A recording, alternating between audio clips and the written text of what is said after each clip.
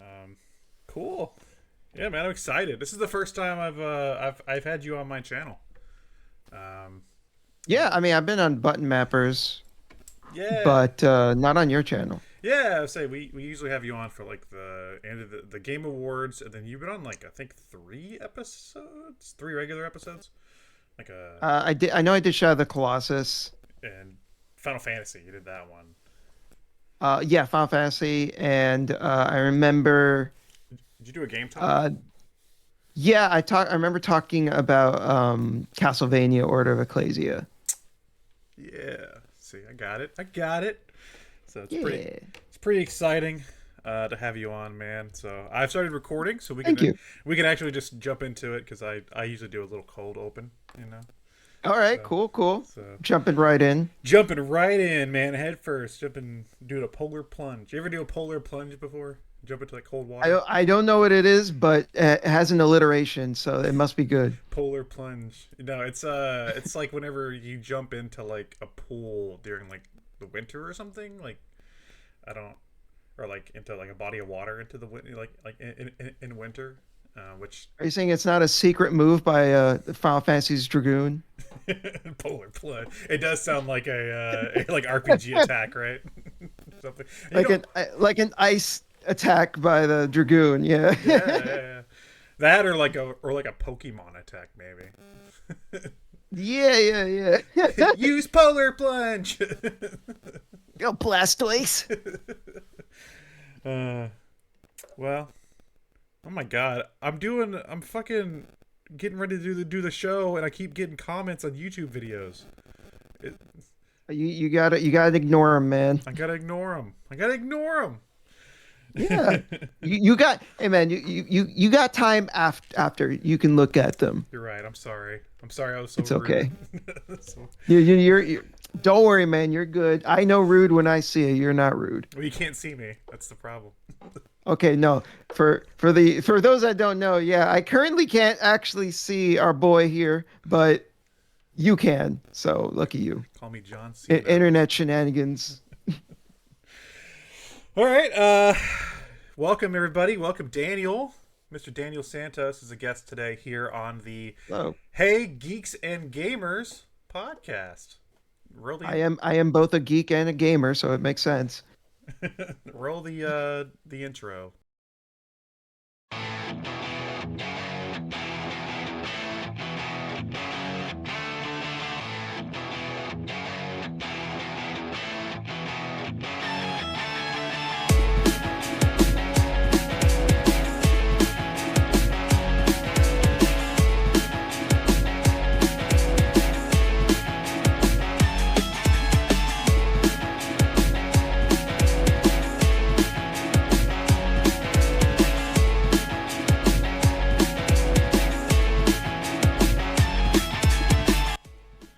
Thanks, me.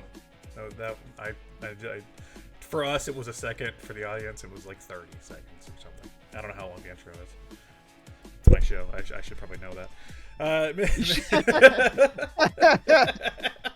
Mr. Daniel Santos, what's up, man? Uh, not much. I've been playing this game called Speed Dating for Ghosts, and that was interesting. Do you speed dating for ghosts? Yeah, I'm curious now. you're curious. Are you? Is it a dating sim? Are you a ghost? Kind of. And yeah, you are a ghost. It's like a visual novel type thing. It's not super word heavy though. Like I've played some visual novels where it's literally like pages and pages and pages of text, but this is more like just little speech bubbles. So Hmm. it's pretty concise and it's not very long. But yeah, you are dead, obviously, and for whatever reason, you as a ghost, you're like, all right, what's the dating scene for other ghosts? And um, you do like these speed dates with like a pretty interesting little cast of characters. All the ghosts have their own little unique things going for them. They've all got like cool designs that have something to do with how they died. There's a football player who literally has like a football like grafted into his head, which gives you an idea of how he died. Jeez. Yeah. Football to the brain, dude. Yeah. Yeah, there's another lady who smokes a lot and she's got like little smoke pipes coming out of her back and it's Ooh. like yeah, yeah. Is that a Yeah, Sorry, I was gonna ask. Is that like a genre you play a lot of? Is like the visual what novel games? I used to play visual novels a lot more often when I first so like I want to say back in like either late 2000s or early 2010s. I think it was early 2010s. I watched an anime called Fate Stay Night, and then I didn't know anything about it. I just went into it. I was like, "Oh, cool, cool anime." And then I remember bringing it up to a friend, and he's like, "Oh yeah, that's based on the visual novel." And I was like, Eh? "What is that?" And this was around the time when like the term was not known at all, and after he told me about it, I was like, "Oh, let me check that out." And uh, through some dubious means, because it's not officially released in English, it will be soon, actually. But I was able to find a copy that was translated into English, and I was like, "Oh, this is just like a choose your own adventure novel, but with like 600,000 words of text." And I thought I really liked the story. I really liked the characters. I really got into it. And around that time, because it was so new to me, I was just like, I need to find more of these. But eventually, I kind of like I slowed down and I was like, okay, I'm kind of done with this genre, and I moved on. Occasionally, I go back here and there, but unless there's like something like really cool that comes out, um, I don't. I haven't. I don't. I'm not like as into them as I was during that phase. Mostly because I was like really just fascinated by how new and different they were, which led me to reading some really bad ones that kind of like turned me off from the genre for a while. Yeah, it's never been a genre I've been that big into, but I guess you count them as visual novels. The only ones I've gotten into were the Silver Case and the 25th Ward, but that's because I'm a big Grasshopper fan. But Oh yeah, I've been meaning to play those. other than that, like I've played like Doki Doki Literature Club, if you count that. Yeah. It does. I think it does. I haven't played it myself, but I think it does. It's like kind of gimmicky though, so I don't know if you really like. It's like a visual novel for people that are like, ooh, it's like, ooh, but yeah, I don't. That's not I really a genre I've explored too much of. I mean, I'd say give speed dating for ghosts a shot. Like it's only $7. It's pretty cheap. And I think the art style is really neat. And it's again super short. Like you can comfortably finish the whole thing in like a single sitting. It's pretty neat. It's the I think the writing is charming. And all the little characters are pretty cool. Like Spooky Peter. Love that guy. Shout out to you, boy, Spooky Peter. Shout out to our boy, Spooky Peter. Spooky Peter. See, even just his name, that's like, it's man. a good ass name, dude. It's, Spooky Peter. it's strong, man. It's like, oh, damn. I want to see what his deal is. Damn. Well, we do have segments here on the show today, and I have a segment Okay. that is tailor made for Mr. Daniel Santos. We'll be doing that second because first up we're gonna do a segment that I usually do on the show here. That is the "What's Up with That" segment, where I talk about something in the gaming news. And Okay, cool. this isn't going to be on the recording, so a little but peek behind the curtain for the listeners. Prior to starting the actual episode, we were talking about the Sonic the Hedgehog cartoon. Yes. Um, which I think is fitting because the topic I wanted to talk about with you today is the fact that Sega announced that 2024 is the year of Shadow. Did you hear about this?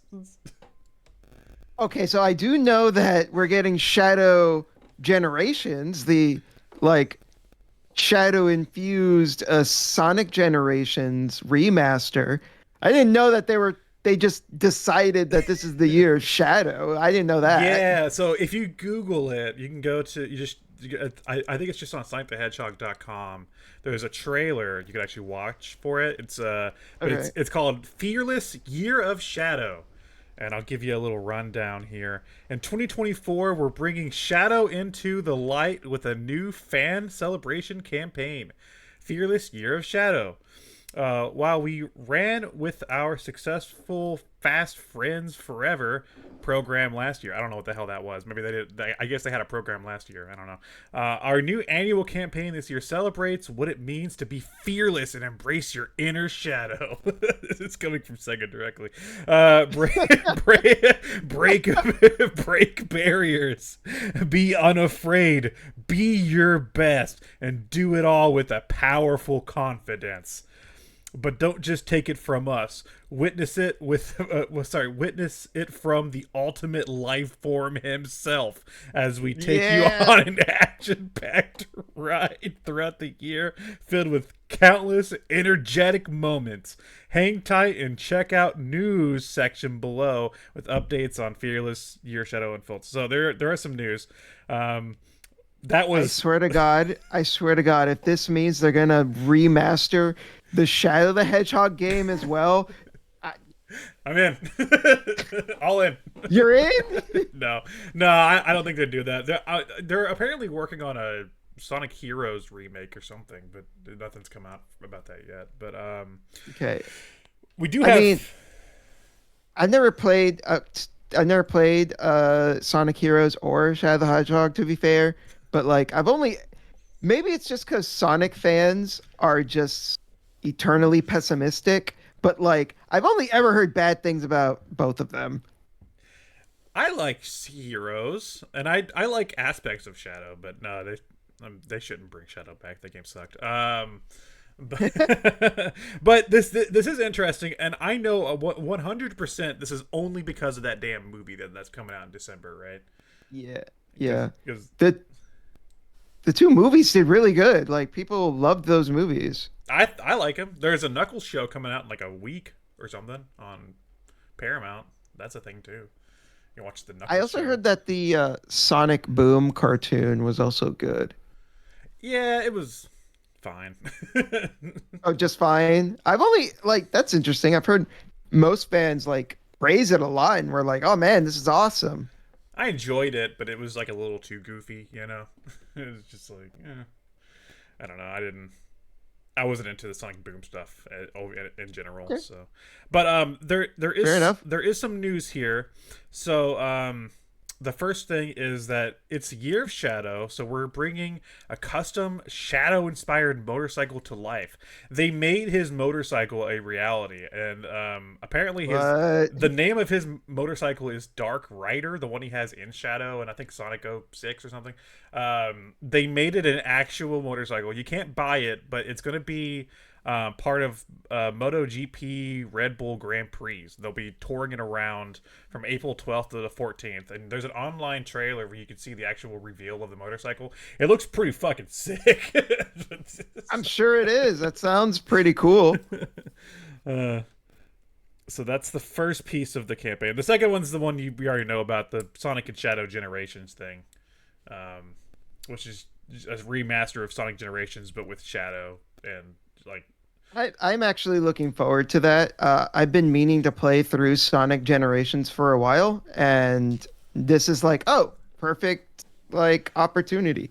And this is why I said I don't think they would remaster that Shadow game, because it looks like they're just putting stuff from that game in this. So it seems like this is like this is what they would do. They haven't revealed exactly what it is, but we know there's some sort of a Shadow campaign. So I'm guessing they're going to include some more stuff from that game and just stuff from the Shadows. It's like what it's like what if we made that game again, but just like not shit this time. What if we like did a good job? Like what if we put it in something good? I didn't see him with any guns though. Kind of discerning there.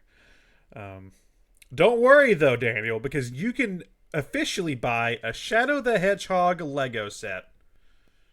Oh, that's awesome.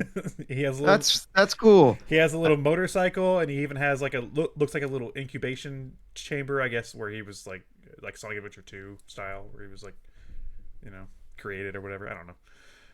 So, like out of all the Sonic games, Sonic Adventure 2 is the one I played the most on my GameCube. Like that. So that game was fucking awesome. But I think I think that game also hit me at like just the right age, and so did like Shadow's character, because I was like, an edgy teenager. So I was like, yeah, Shadow.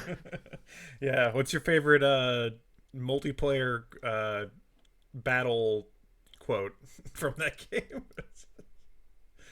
I don't remember, Yeah. dude. I had Oh, dude, no. The best one, like whenever you're playing two player and you like cast the I don't know what they're called. You like the things back and forth, to like stop your opponent. Shadows, one of his is he'll just go, "I'm the coolest." He does. Yeah, and it's so fucking funny. It's just, I'm the coolest. It's like, Wow.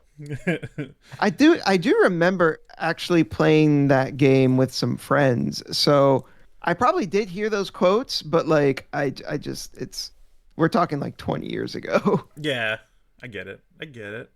The next bit of news is one that you and I are going to be very excited for. It's the fact that they're bringing Sonic stuff to the mobile games. It's like Shadow stuff to the mobile games. Oh, Yeah, great. awesome. You, Cuz I love playing games on my phone. are you still playing Sonic Dash or Sonic Forces Battle? What is it? Freedom Battle? I don't know what the hell this game's called. Race Battle? Anyway, I Yeah, I remember I had a friend Speed Battle. That's that what like it's called. I remember I had a friend years ago when Sonic Dash first came out that like unironically recommended it to me, and I was just like, why? Yeah, I played it, but it was just one of those like it was just like any of those mobile games. It was like one of those little. It's like a little garbage game you just play for like 5 minutes whenever you're like waiting Yeah, in it's the a doctor's time office. waster. Yeah, you're just like, oh, I got 5 minutes, you know. And then Yeah, it's all right. Yeah, Sonic, you know. yeah. Oh shit, Pac-Man's in this game for cool. Yeah, whatever. So yeah, you can. Oh, he is. Yeah, they did. They had a weird. It was the most uncanny thing I ever saw. They had a Pac-Man crossover for Sonic Dash, but it was like Pac-Man World Pac-Man. So he's like all bulgy looking, and he's like running in the Sonic world. And I was like, this is the strangest thing I've ever seen. That does sound weird, but that's also interesting in like a weird sort of way. But yes, you can unlock. You have a chance to unlock powerful variations of shadows, such as Super Shadow, Vampire Shadow. That's straight out of the 2000s, dude. And Sir Lancelot and Dragon Hunter Shadow. I think Sir Lancelot is from Black Knight. Sonic and the Black Knight, yeah. Yeah, I think that's like who he was in that game because they all play like different characters or something. Vampire Shadow. That's new. I remember when that game first came out for the Wii, I was like very tempted to pick it up because I was like, Sonic with a sword? That sounds kind of fun, but like that for whatever reason that game always retained its price. Like I remember like even for like a few years after its release, it was still like $30. And at the time I was just like, it's a bit too much that I'm willing to spend, but like it always seemed like kind of like a neat game. The music's good. Of course, that's most of them. I know that the cutscenes have like are drawn, and the cutscenes, like the art looks really good. And then Sonic Speed Cafe, the official Sonic the Hedgehog themed restaurant, is serving up new location menu items based on Shadow. And also there's photo opportunities. I don't know if you can take a photo with Shadow himself. Will you be there? I guess we'll find out. So like, so it's like a Shadow drink, like a mocha latte or something? They don't say. They don't say what it is. They just say the. They just say Shadow themed products, photo ops, and menu items Come celebrate the year of Shadow. Stay tuned for updates. So maybe they don't like they haven't announced it yet. Then it just says, I bet it's like a chocolate cake with like raspberry sauce. See, look, it's "Ooh, Shadow. that would be good, dude." They because like they just said like under that it just says visit the Sonic Speed Cafe for total immersion into the Sonic universe. Enjoy Sonic's classic chili dogs, Knuckles sandwich. That's funny. Blue blur slushies and golden rings, which I guess are onion rings and more. So Knuckles, Knuckles sandwich. sandwich. That's good. That's They good. get points for that. I like that one. Also, this is probably my favorite one, which I don't know why it's my favorite because I can't see it. Experience the magic of Sonic's greatest moments of the big screen with a live rock band and symphony orchestra. The world tour will now feature Shadow scores alongside his coolest moments on screen. I don't know why that excites me. I can't. I don't have tickets to this, but if I did, Maybe they'll record it. you know what's strange? That's all the news. There's no news of the Sonic movie on this website. You think that'd be the one? You think that'd be the one they'd be pushing, right? So wait, it's an orchestra. What about? Are they gonna have the band Crush? What's the name of that band? Crush something. Crush 40. Crush 40. I was thinking Crush 41, but I knew that wasn't right Some because 41. I'm mixing it up with some 41. Yeah. Cause I'm in too deep. Trying to keep. Yeah. Crush 40. I don't know. It just says rock band and live orchestra, so there will be a rock Okay, so it band has to be Crush then. They got to be there. there. Which now they'd be like Crush 60, right? Yeah, they're pushing. Yeah, there's nothing else on the website about the movie, which is so strange. Yeah, you think there would be like that's like a big deal, right? Like Maybe because like this is coming directly from Sega, so maybe Paramount maybe there's some thing there like where they're not allowed to. I don't know, but like the movies have been the biggest thing to happen to Sonic in like a very long time, so you'd think they'd be like a little more active. But, whatever. Who knows? That's the year of Shadow, and I could already say that Sega has one up Nintendo on the year of Luigi. Remember that? Oh, yeah. What did they even do for the year of Luigi? The only thing I can remember is they released like a Super Luigi Brothers U, and that was it. Yeah, there was New Super Luigi U, Dr. Luigi. Dr. Luigi. Yeah, don't forget that. Yeah, it was Dr. Mario, but the pills are L-shaped. Isn't that cute? Yeah. There was a Mario Luigi Dream Team, which was you were in Luigi's Dreams, I guess. I think I had that on my DS. Yeah. I think Luigi's Mansion 2 came out during that time. Dark Moon. Did it? Yeah, I know that I know that that's getting a remaster soon. Actually. I think it is, and then I think like NES Remix or one of those games had like a version of Mario Brothers, but you were just Luigi or something. It was I don't know. Which is kind of lame. It's like why? Who cares? Let me Google the year of Luigi because now I'm curious of what all they More like the year of disappointment. Yeah, it was like 2013 too. That's like the worst year for Nintendo. Yeah, whatever. that was like that was the Wii U era of Nintendo has to be like one of the worst eras of Nintendo. It was just sad. Like I genuinely felt like I wasted my money when I bought the Wii U. Like I look back on the money I spent and I'm just like pretty much all the good games on the Wii U got ported to the Switch with exception to Xenoblade Chronicles X. That's like literally the only good game stuck on the Wii U. Kirby and the Rainbow Curse, everybody's favorite Kirby game. Yeah, I never I sort of feel the same way. The Wii U was like my console at the time. Like that's what I had for a new console. So it was more like because like I was talking to somebody recently about Splatoon. And they were like, oh man, you haven't played Splatoon 2 or 3? And I'm like, yeah, I played the first one. And it goes, why haven't you played the other ones? It's like, look, I played the first one, but I didn't really want to. It was more of the fact that, like, Nintendo just kept drip feeding me games. And I was like, I guess I'll play Splatoon. I guess. Yeah. I feel you on that. I did feel like when I had the Wii U, I kind of just bought certain games just because there was nothing else to play on it. I was like, I guess I'll get Splatoon just to have something to fucking play on this Yeah, thing. just because I want to do something. Okay, so the Year of Luigi. This is from the Wikipedia. The full game's release were Dark Moon came first, which I imagine that was in production way before Year of Luigi. They were like, oh, it's cute, it's coming out, you know. Yeah, yeah. Super Luigi U, Dream Team. So we got those. Doctor Luigi.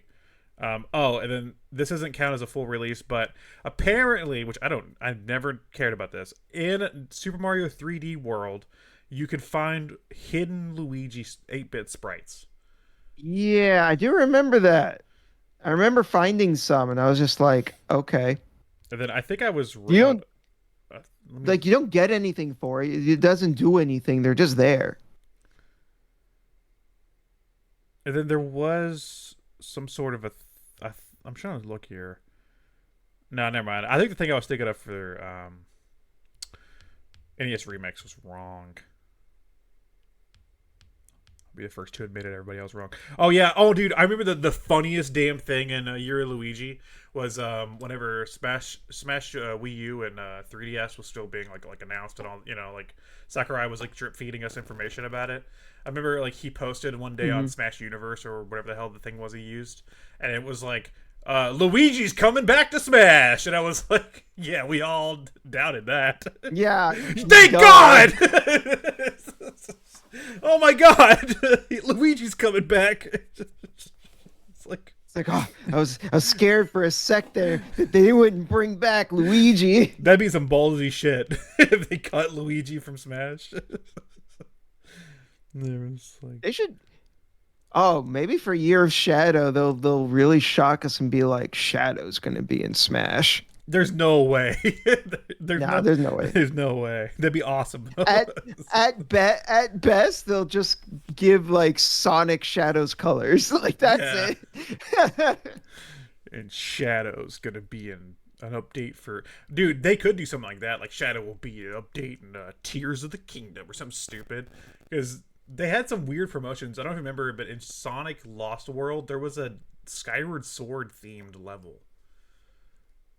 I did not know that. Yeah, I never played that one. That's another Sonic game that like I thought Lost World looked good, but everyone said it sucked. So I was like, okay, I guess I'll just ignore it.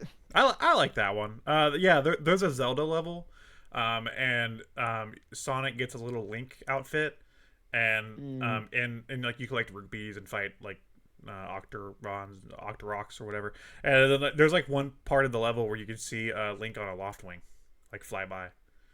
Interesting. Which I guess at the time, that was like the newer Zelda game. So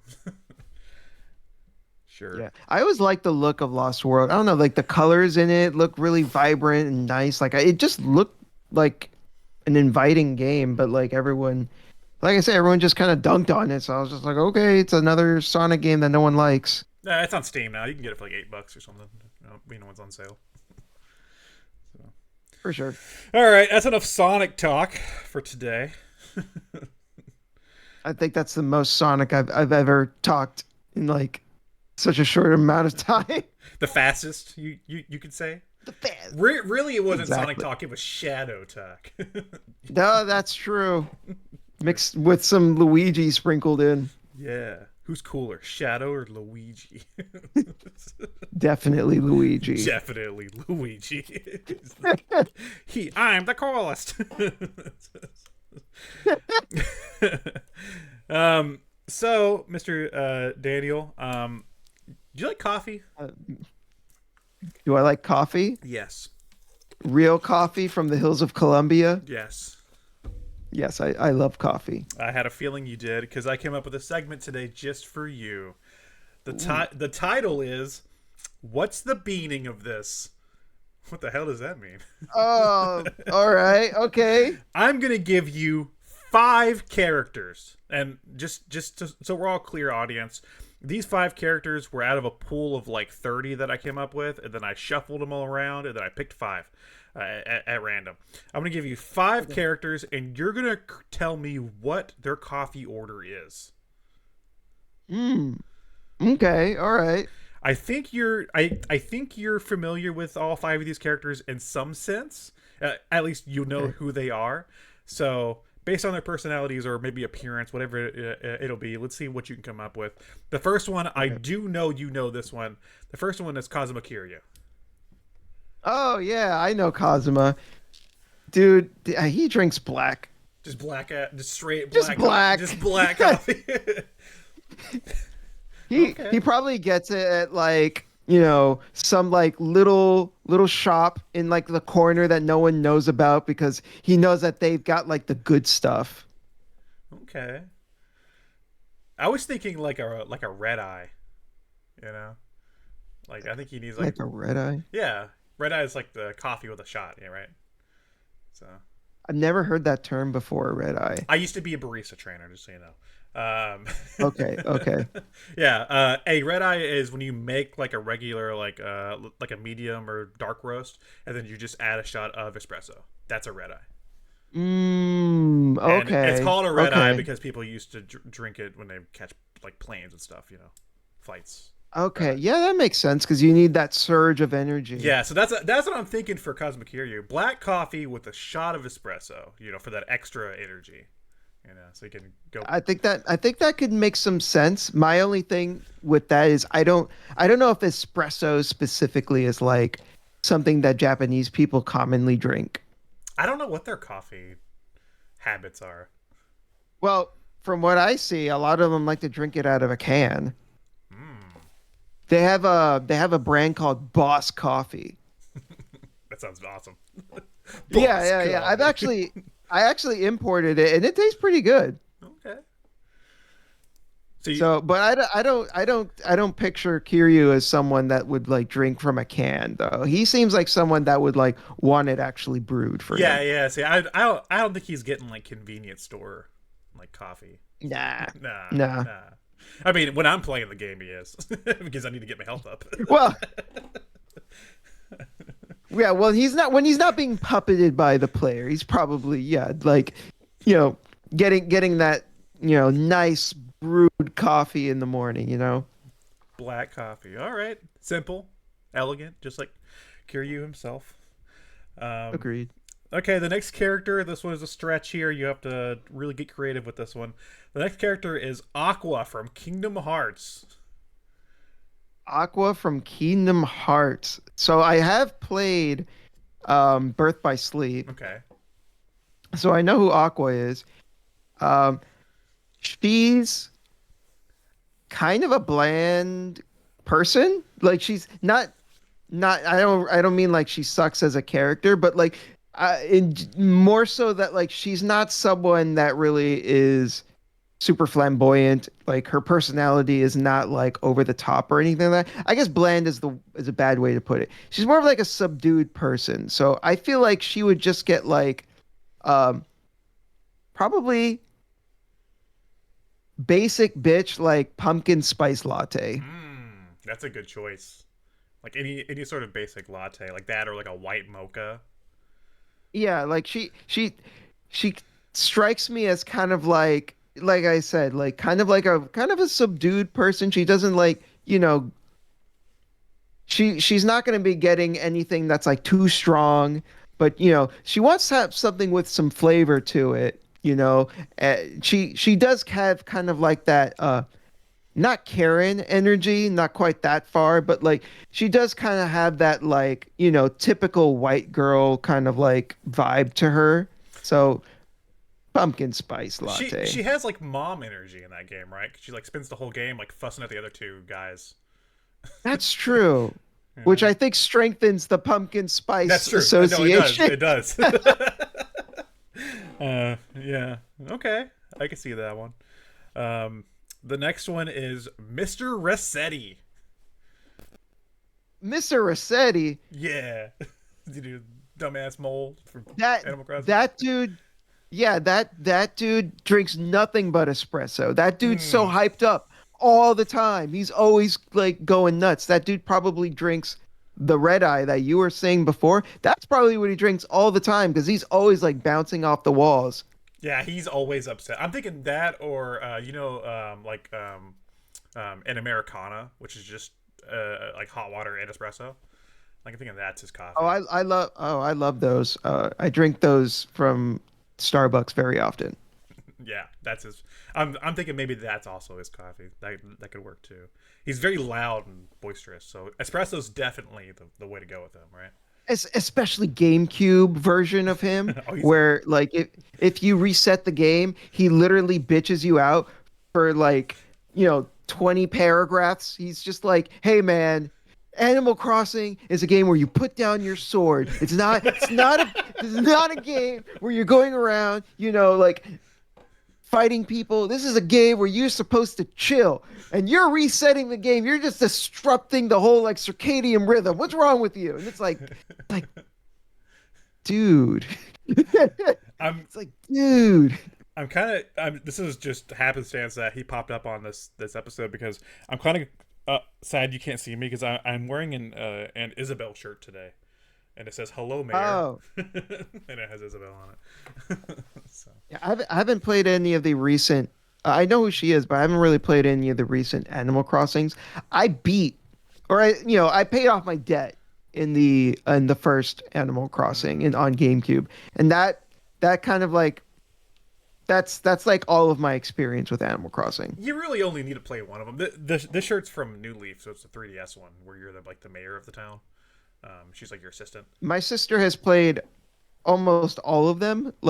I've kind of made sure of that. Like every time they come out with a new one, I make sure to get one for her. I even like for when they came out the one on Switch, I actually got her a Switch Lite and Animal Crossing to go with it, so that she could play it. Nice. You probably dumped hours into that, did she? Hundreds of hours. Oh, I'm sure she did. She's she loves that series.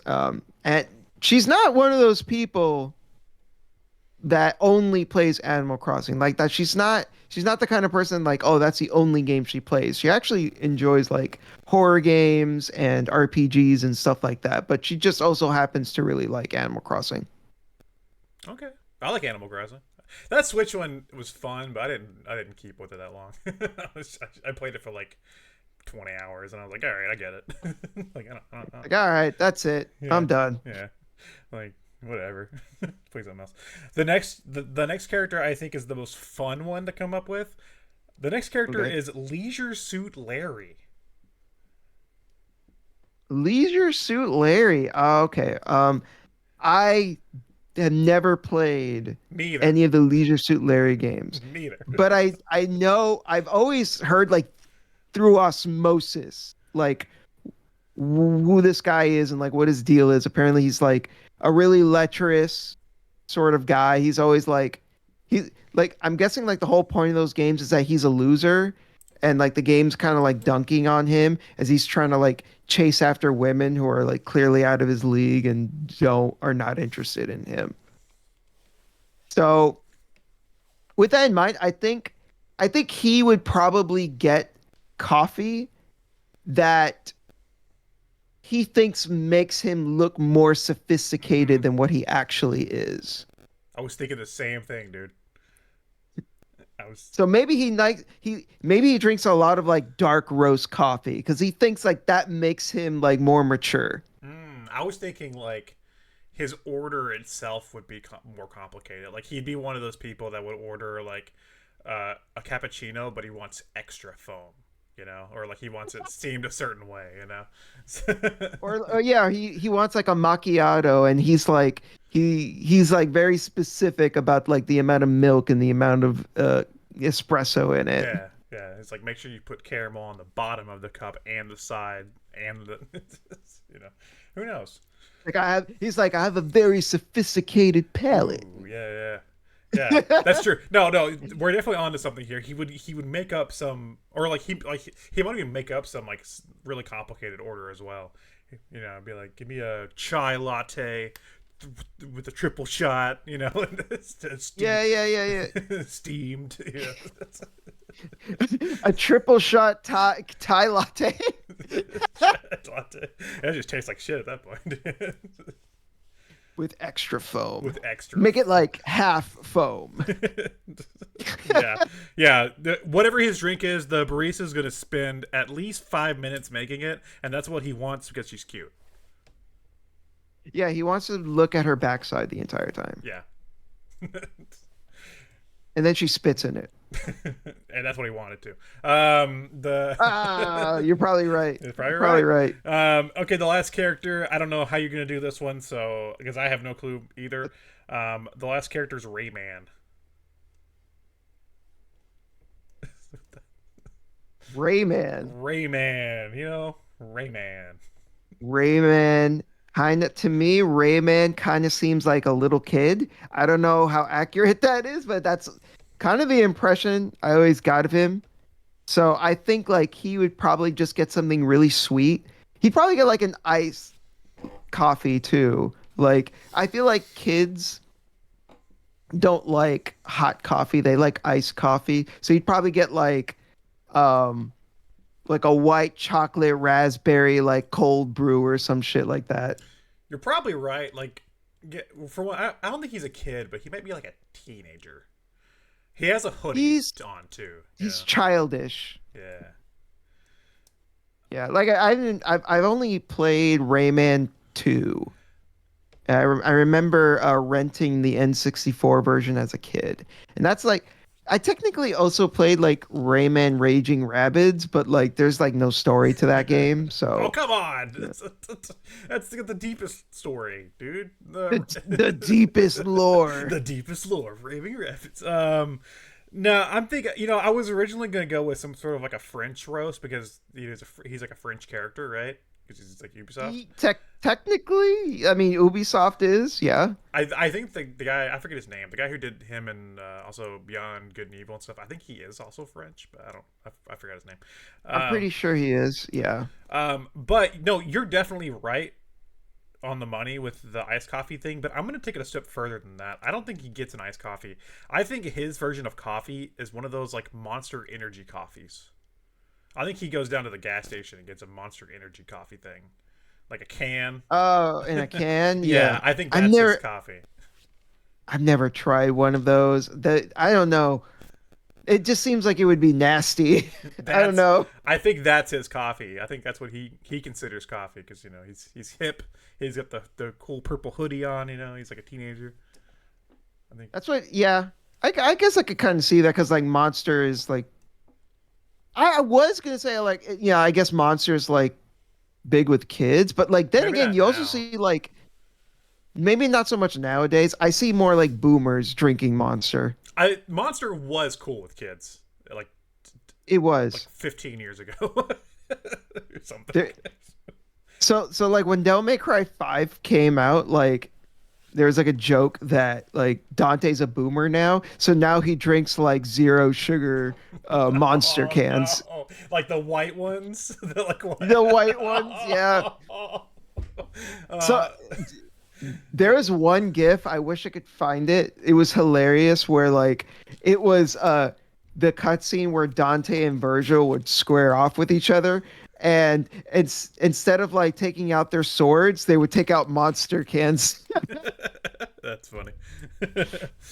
Yeah, dude. Anytime I've like worked at like a retail job or something, there's always that one older lady who drinks those damn white Monsters. She's like it's a lady. Yeah, she's like always in her 40s, and she drinks the white Monsters and smokes cigarettes. You know, and she's like in 30s or 40s, usually late 30s. Early 40s, somewhere around that point. And I'm like, yeah, that's very so like anytime I see like those white Monster cans, it's like all I can think about is like that stage in like somebody's life out there. Somebody's going through this right now. There's literally like dozens of ladies in their 40s smoking cigarettes and drinking white Monster as we speak. As we speak, working out of a Kmart or something. Not Kmart. They're gone. Big Lots. Hey, Kmart's dead, man. Yeah, Kmart's dead. You're right. I forgot Kmart was dead. Big Lots, a Big Lots retail Big store. Lots. Yeah. Like there's probably maybe a handful of Kmart's that are still like barely hanging on at this point, but like that's about it probably. Yeah, I think ours closed a couple years ago, so I haven't seen a Kmart in a while. Only a couple. Like Yeah, I remember it stayed longer than it should have. there was a Kmart near where not where I currently live, but like my last place of residency. Like there was a Kmart there, and I want to say that Kmart was gone by the time I was in high school. Which I don't know how old I am, but I'm 34, so high school is a long time ago. Okay, it's all right, dude. I turned 30 this year, so we're in the same. Not the In the exact same year, but range. we're close. We're close. You're more the age of the guys on the podcast. I'm the little baby of the team. So, No, you actually look a little bit older than the other guys, so that's interesting. yeah, it's the depression. I don't All mean right. that. I No, don't I'm mean just that in a kidding. bad way. No, it's fine. So that was the 5 I had picked out. But you know what? This was fun. So I'm gonna throw one more at you. This one should be Go interesting. for it. Donkey Kong. What the hell is Donkey Kong getting, dude? What the fuck does Donkey Kong drink? Whatever coffee it is, it's got to be banana flavored. Yeah, I was thinking that too. Like a frozen, like a frappuccino type drink or something. A frozen banana coffee? Does that Or exist? like a smoothie, like a banana smoothie. And then you know what? He goes to the coffee shop and he just gets a smoothie. Yeah, he doesn't even have coffee. Yeah. Yeah. That at best, there's something called banana milk. I don't know if you've ever drank that or had that. I think I have like once. I know what you're talking about though. Yeah, I feel like whatever coffee he would have, he would just like put so much banana milk in it that all the coffee just spills out and there's only banana milk left. So you think if like he made coffee at home, it'd be like 10% coffee, 90% banana milk? Pretty much. Pretty much. That's fair. All right. Cool. Well, that was It's not even coffee anymore. It's just like banana milk with like a tinge of coffee. gross, dude. I don't like any cream in my coffee anyway. I'm more like Kiryu. I like if I'm making coffee at Fair. home, I just want black coffee. Like I always tell people, like I like black coffee, and if I have to put sugar in the coffee, it's not good coffee.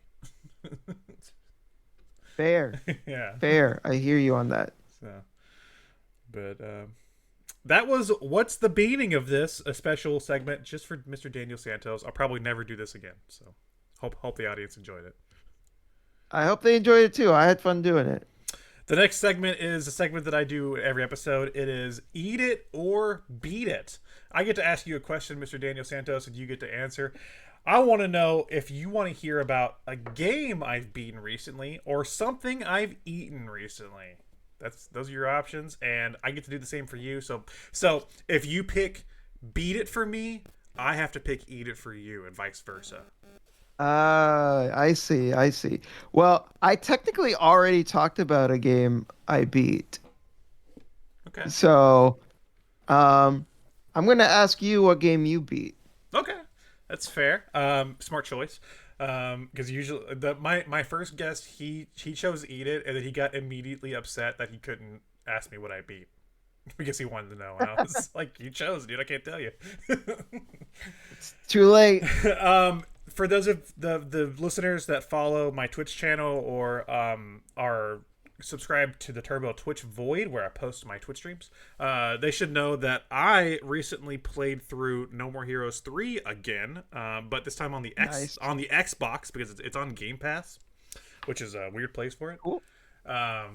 And I played through it on stream. This isn't my second time beating it. This is more like my 7th time probably beating it. But first time, Wow. yeah. You really like No More Heroes 3. I really like No More Heroes in general. But this is my first time beating the Xbox version. So I thought that was interesting. Playing it, I've only played it on the Switch before this.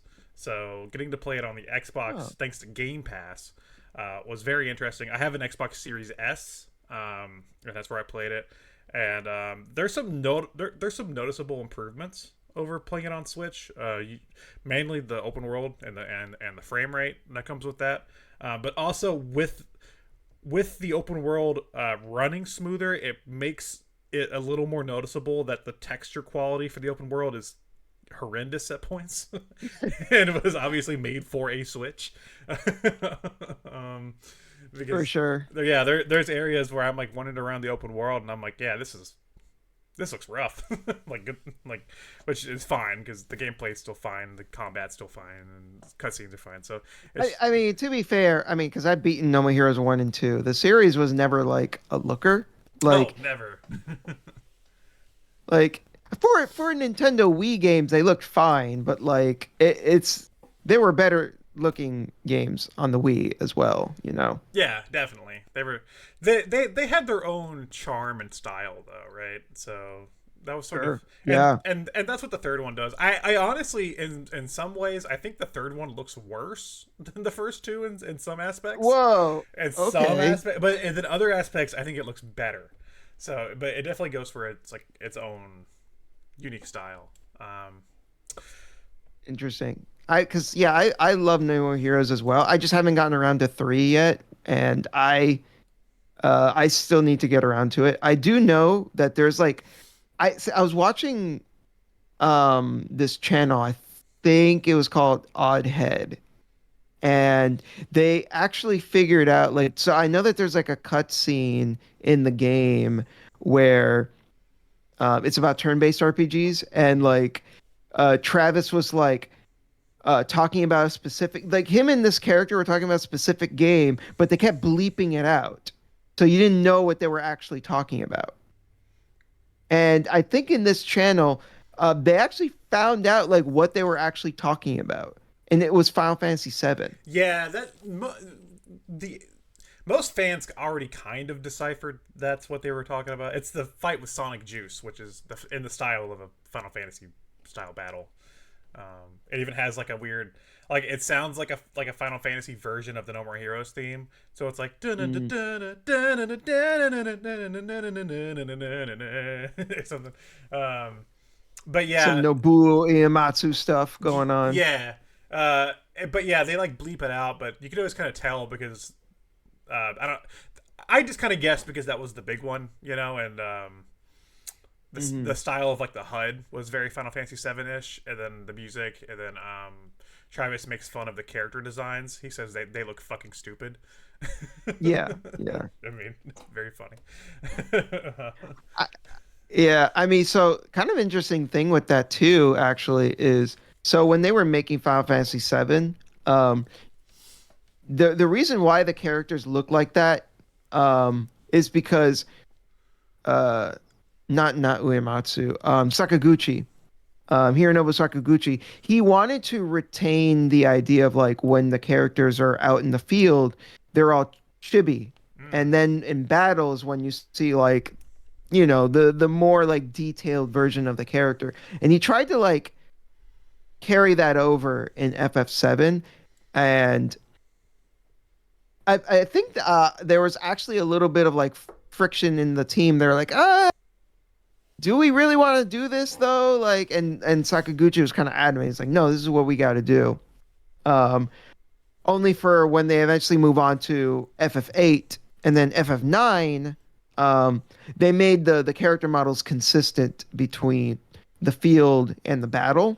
But I think FF9 was trying to go for more of like a middle ground where like they still have like the kind of like cutesy features, but like with some more of like the more like appropriate, you know, proportions. Okay. Yeah, I never minded it. I like Final Fantasy 7 quite a bit. I mean, that's Me too. the most original person on the internet, right? Oh, hey guys, I like Final Fantasy 7. But Wow, what a groundbreaking opinion you got there, real buddy. trailblazer, I know. But yeah, that aspect never bothered me. It is kind of funny going back. No, not really. Like I beat the version on Switch recently. Like I say recently, it was like 2 years ago. But and The older you get, I feel like the more like years still feel oh recent. yeah, Like, yeah, dude. like 2019 was like yesterday for me. It's Yeah. crazy. I'm like 2020 has just been one long year. I, yeah, I feel like especially with like COVID happening, like that, I feel like that created like a time warp of sorts where like those years feel like they almost didn't happen. Like it's Hmm. so weird.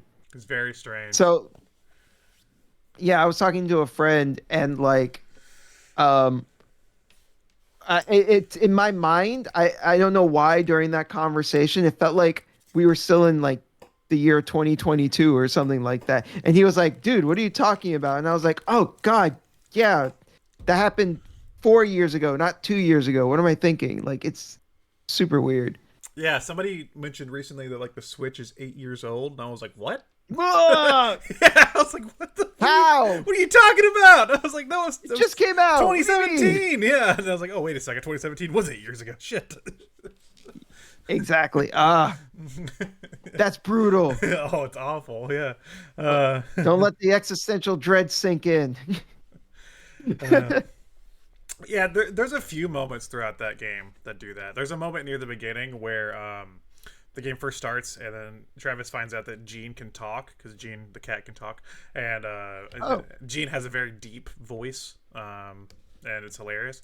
And then they're talking back and wait. forth, and he mentions he has like a special what like he has battle prowess similar to, and then they bleep it out, but there's you can barely tell what he says, but I think he says Piccolo.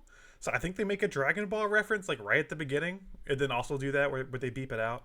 And then they That also, the cat is as strong as Piccolo? yeah, and also the cat has like a very deep, like, oh, he almost sounds like a black man. Oh yeah, Gene's a guy, by the way. Now, it almost sounds like a black guy. That's so weird. I It's always thought of Jean as like a female cat. That's so Travis weird. says that too. Travis is like, I always thought you were a female. It was like, and then Gene's like, are you tweaking? Like, so that's stupid. Which isn't the first time the cat talked. He talked in Travis Strikes Again as well, but that was like text. Now you know what? That might count as a visual novel because I haven't played Strikes Again. there's I don't know why that game's co-op because but between the action stages there's pretty lengthy visual novel segments. So it's like I can't imagine playing I that co-op with somebody and then being like, all right, we beat this fun level. We gotta watch 15 minutes of this visual novel. so actually I did play a little bit of Travis Strikes Again, and the reason why I put it down was actually because I was playing it with my nephew. And it wasn't even because of the visual novel sections.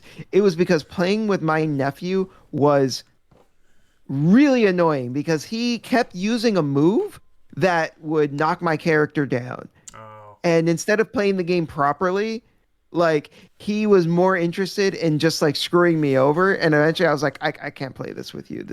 I think it's This is not fun. combat wise it'd be cool for co-op. I get what he was going for, but like you really want to take your time and like read everything as well. And like there's like little characters throughout the levels that'll like talk to you and you get to read stuff, and then like little interactions, and then also like the visual novel sections because you really want to be able to soak in. Or like you'll be in Travis's trailer between missions, and there's like a fake gaming magazine that you can read about each of the games that you're going through and stuff. And it's like you actually want to like take your time and do that because it's like half the world building is like there. So I can't imagine doing that with another person. This it probably doesn't. Does it have online co-op? I I don't doubt think it. so. I don't think it does. No. I don't know if any. I mean, I guess I'm saying I don't think any Grasshopper game does online. Maybe that like Let It Die game did. But like, That's the only one. I remember playing like a little bit of Let It Die, and I was just like, wow, this is like extra janky Dark Souls. No thanks. I liked it, but I didn't stick with it long. I just played it for like a month, and then I was like, all right. I liked some aspects of it. Like I liked the skeleton dude saying like, "What's up, senpai?" Yeah, Uncle Death. He was cool. I was like, all right, I like this guy. This guy's cool. So yeah, No More Heroes 3. I beat it again. Still really like it. Confused why it's on Game Pass. I can't imagine anybody. Okay, so if you're an avid Xbox owner, if you only own Xbox consoles, and this game got dumped on the Game Pass, this would have been your first exposure to this series. which has to be very confusing because yeah, none of the other games have come to Xbox before, so this is not where I would advise anybody to hop in because you won't know what's happening with any of the characters or the world or why any of it is the way it is. And even if you hop from two to three without playing Travis Strikes Again, you'd still be confused why any of it is Okay, the way so it is. you recommend I play through Travis Strikes Again before jumping into No More Heroes 3? Absolutely. There's more to there, there's more tied into Okay. Travis Strikes Again than there is to two. So 2 in general felt like kind of like a side game almost. Like it 2 was kind of weird. I didn't like it nearly as much as 1. It 2 felt like if I was looking at it, I guess from like a more unbiased perspective, 2 is arguably like a better game, but it wasn't as memorable as 1. Like I remember so much of the crazy stuff that happened in No More Heroes 1, and for whatever reason, when I try to remember No More Heroes 2, just it didn't stick in my mind as much, you know? yeah, I like two personally. I It's I my do like 2. I'm not saying it's bad. no. I'm just saying like it is my least favorite of all four of the games because it's just Mhm. I think it just lacks some of the which is probably because Suda didn't directly work on it. He was working on Shadow the Damned at that time. So he was like a scenario writer for two. It was a different guy at Grasshopper that Mm. did two, but it's two is like oh it's the wacky Travis game like oh he has a giant robot this time and then there's like a there's you get to do two levels of Shinobu and fight an anime chick as Henry for like a one boss fight and then like there's 51 ranks but you wipe out most of them in two fights so Yeah, yeah. it's like yeah it just kind of there's no flow and there's no like the first game as wacky and weird as it is it's also grounded and some sort of reality like yeah you're using a lightsaber to like slice dudes up but you're also like having to take the bus or go to the subway or like you're fighting like in these really mundane areas so it had like this like grit to it and then two is like it's wacky anime stuff. Like super over the top, yeah. Yeah, and like three does that as well, but I think three does a better job with it. Just still feeling like I think three knows what it is. Like the best example is that in two there's that giant mech battle that happens, and in three there's a musical chair boss fight where you have to play musical chairs. Interesting. Yeah, so it's like vice versa. It's like oh it's like not too over the top but it's still stupid. so Yeah. Hey, since you brought up Shadows of the Damned, that you know that I'm sure you already know that's getting a remaster soon. yeah. Waiting Yeah. for a release date for that. Yeah, I beat that game on the 360 a while back, and I remember having a really good time with it. So I'm looking forward to the remaster. But there's a video series by I want to say his name is Hikikomori Media, um, where he actually goes pretty deep into the development of that game. Have you seen that video? The name sounds familiar. Yeah, I know I watched another guy that does Suda videos as well. I think it's something Perez getting I don't know what the guy's name is. He does a bunch of Suda stuff as well. He actually just did an interview thing with him over this remake or remaster. Yeah, definitely check out Hikiko's like videos on chat. It was really really interesting. He was going like really deep and was bringing up the fact that it was going to be like a totally different. I'm sure you already know, but like, it was going to be a Oh totally yeah, different game, you know. And then EA was just like, "What the hell is this? Make it a shooter!" Like, yeah. It took them 5 drafts to get EA to approve it, which is nuts. I don't know why EA even brought them in for the project. I get Mikami because Resident Evil 4, obviously that was a yeah, big deal. I don't understand why Suda because they should have known from at that point over here at least. If you're just talking Western stuff, I guess just Killer 7 and the first No More Heroes would be what he was known for at the time. Even then, you should know by those two games that he's gonna suggest some pretty off the wall stuff. You know? I want to say it was probably because of his relationship with Shinji Mikami that he got brought on board, rather than EA specifically, or we're gunning for him. Probably. Um, it's very interesting looking at the development of that game, and he had a few issues going forward. I don't think he had that many issues with Lollipop Chainsaw because that game was just stupid to begin with, and then James Gunn Yeah, helped him with that, like the script and everything. So and the music. So yeah, that one I I like think that game too. I like that game too, but I consider Lollipop Chainsaw one of the lesser that Suda one's getting games. a remake or remaster too, but that one's not involved with Grasshopper. I think it's just WB's doing it by themselves because they own it. Yeah, which is kind of weird. Yeah. Kind of weird. Like, I mean, I'm more looking forward to the Shadows of the Damned one, just because one, yeah, it is nice that like Grasshopper is involved, but also just because I think Shadows of the Damned is a better game. I forget the name of the manga, but I know there's a manga that Suda worked on that he reused ideas from those earlier Shadow script, and then now in the new remaster, you can get a costume from as the main character from that manga. So it's kind of like That's come a cool. little full circle. I forget the name of That's the pretty manga cool. though, but yeah, I know like a lot of the ideas he had. Like I remember like one of his ideas for Shadows was like he wanted the gun to have a screen on it with like a little girl that talked to you Yes, or that something. was going to be the original version of Paula. Yeah. And then somehow that turned into boner jokes now with Johnson. So, you know. Yeah, he must That's a he must big bring his boner Johnson. that's a big boner. uh, yeah, I'm gonna play it.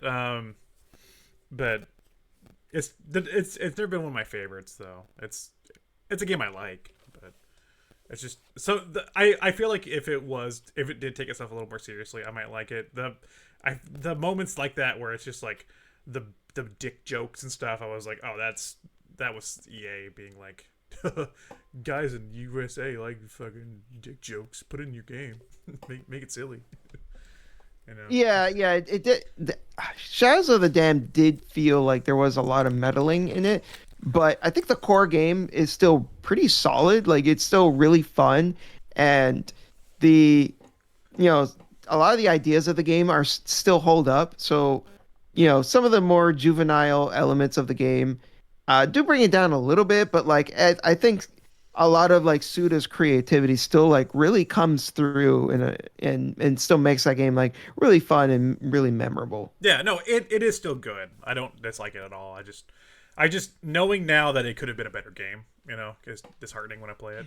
It No, absolutely, it is disappointing. I do sincerely hope that one day, like more than just that manga, that like Suda is able to like make a game that like more closely embodies like that initial idea. I think Well, that'd be cool. we don't know what it is yet, but we know he's working on that Hotel Barcelona game with Swery. So we no information on that yet. Yeah, So that could be that yeah, interesting, man. I don't know how you mix a that Swery game and a Suda game together. I don't know either, but like I don't know, Swery's been kind of like hit or miss recently, so I don't know. What has he done recently? I've only played both of the Deadly Premonition games. So He did Deadly Premonition 1, which was awesome. Um I haven't personally played Deadly Premonition 2. I've heard mixed things about it. I don't know how you felt about it. I like it, but my God, if this is why I can't complain about the open world in No More Heroes 3 on the Switch because Deadly Premonition 2 is somehow worse. Somehow worse. The frame rate that game is pitiful. It's not good. Uh he did another game called, I think it's JJ Macfield and something other. Apparently that game is really really good. But then he made another game called A Cat's Life, and that one is not so A good. cat's life.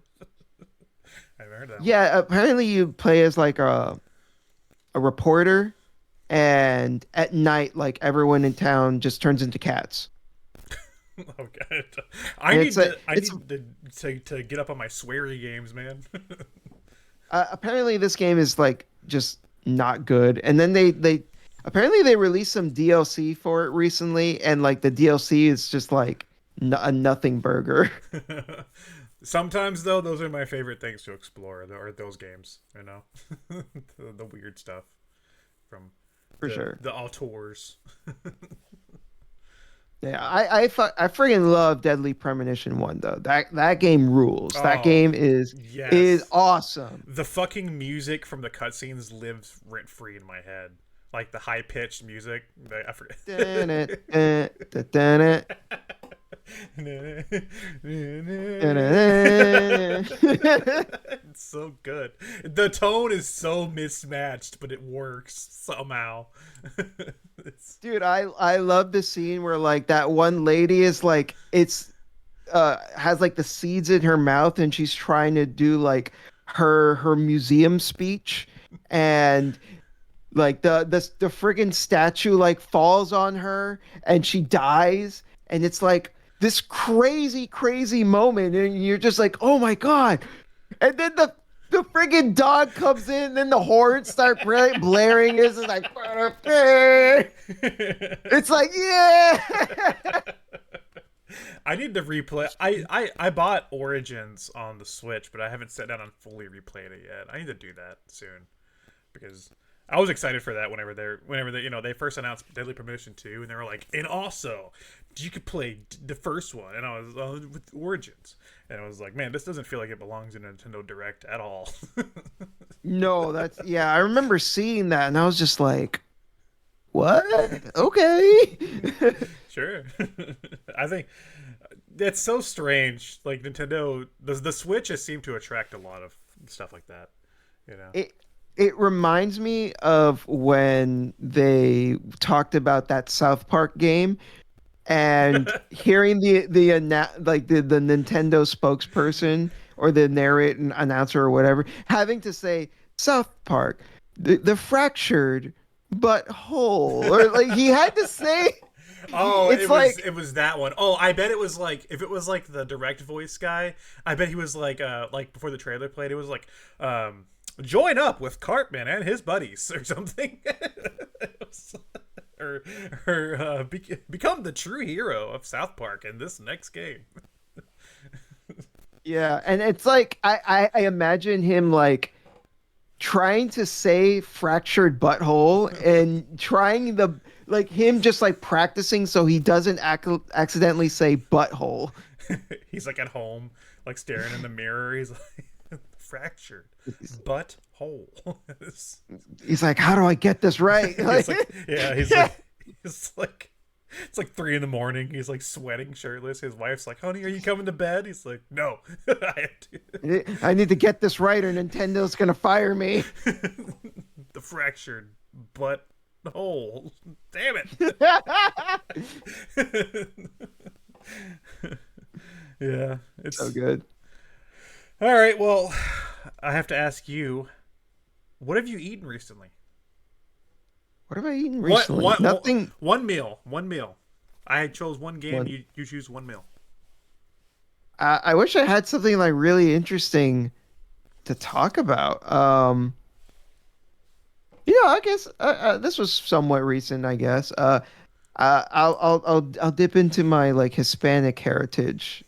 I ate some arroz con frijoles negro con picadillo, which is basically rice with beans and ground beef. Ooh. Yeah. So it's made in like so like the ground beef is made in like a specific like tomato sauce. So to give it like a specific flavor, and they put like olives in it. Oh, Green olives specifically. It's really good. Like it's one of my favorite like Cuban dishes to eat. sounds really good. I like most Hispanic food. I like most food in general. I think if I could just do something, I would just go eat. you know. Yeah. If So what? Go ahead. sorry, so yeah, like if I had infinite money, I think I would just travel around and eat things. I think that'd be my life. Yeah. I think I would do that too. I especially want to go to Japan and see what I can eat at Japan, because I hear that Japanese food in Japan is like next level. Oh yeah, definitely. I always watch those like YouTubers, either the people that live that are like American or like British that live in Japan that make YouTube videos, or the people that are like, I took a 5-day trip to Japan and check out what I got, you know. And I'm always jealous when I see them eating food. Like whenever they're buying games at the game stores and stuff, they're like, "Oh, I bought a $3 copy of Chibi Robo." I'm like, "Whatever, I don't care." And then they're like, "Then I got some takoyaki on the street." I'm like, "Ah, fuck you!" Yeah, that's what gets. Son of a bitch. So I saw this documentary, and I recommend you watch it too because it's really interesting. It's called Jiro Dreams of Sushi, and it is about this guy uh, who is a sushi chef, and he is basically the best sushi chef in the friggin' world because his sushi is so good that he had like one you need reservation, and even if you have reservation, the wait is months. Jeez. You have to wait like 6 months just to sit down in this friggin' place. And when you do, the plate for like one plate of sushi is like hundreds of dollars. Wow.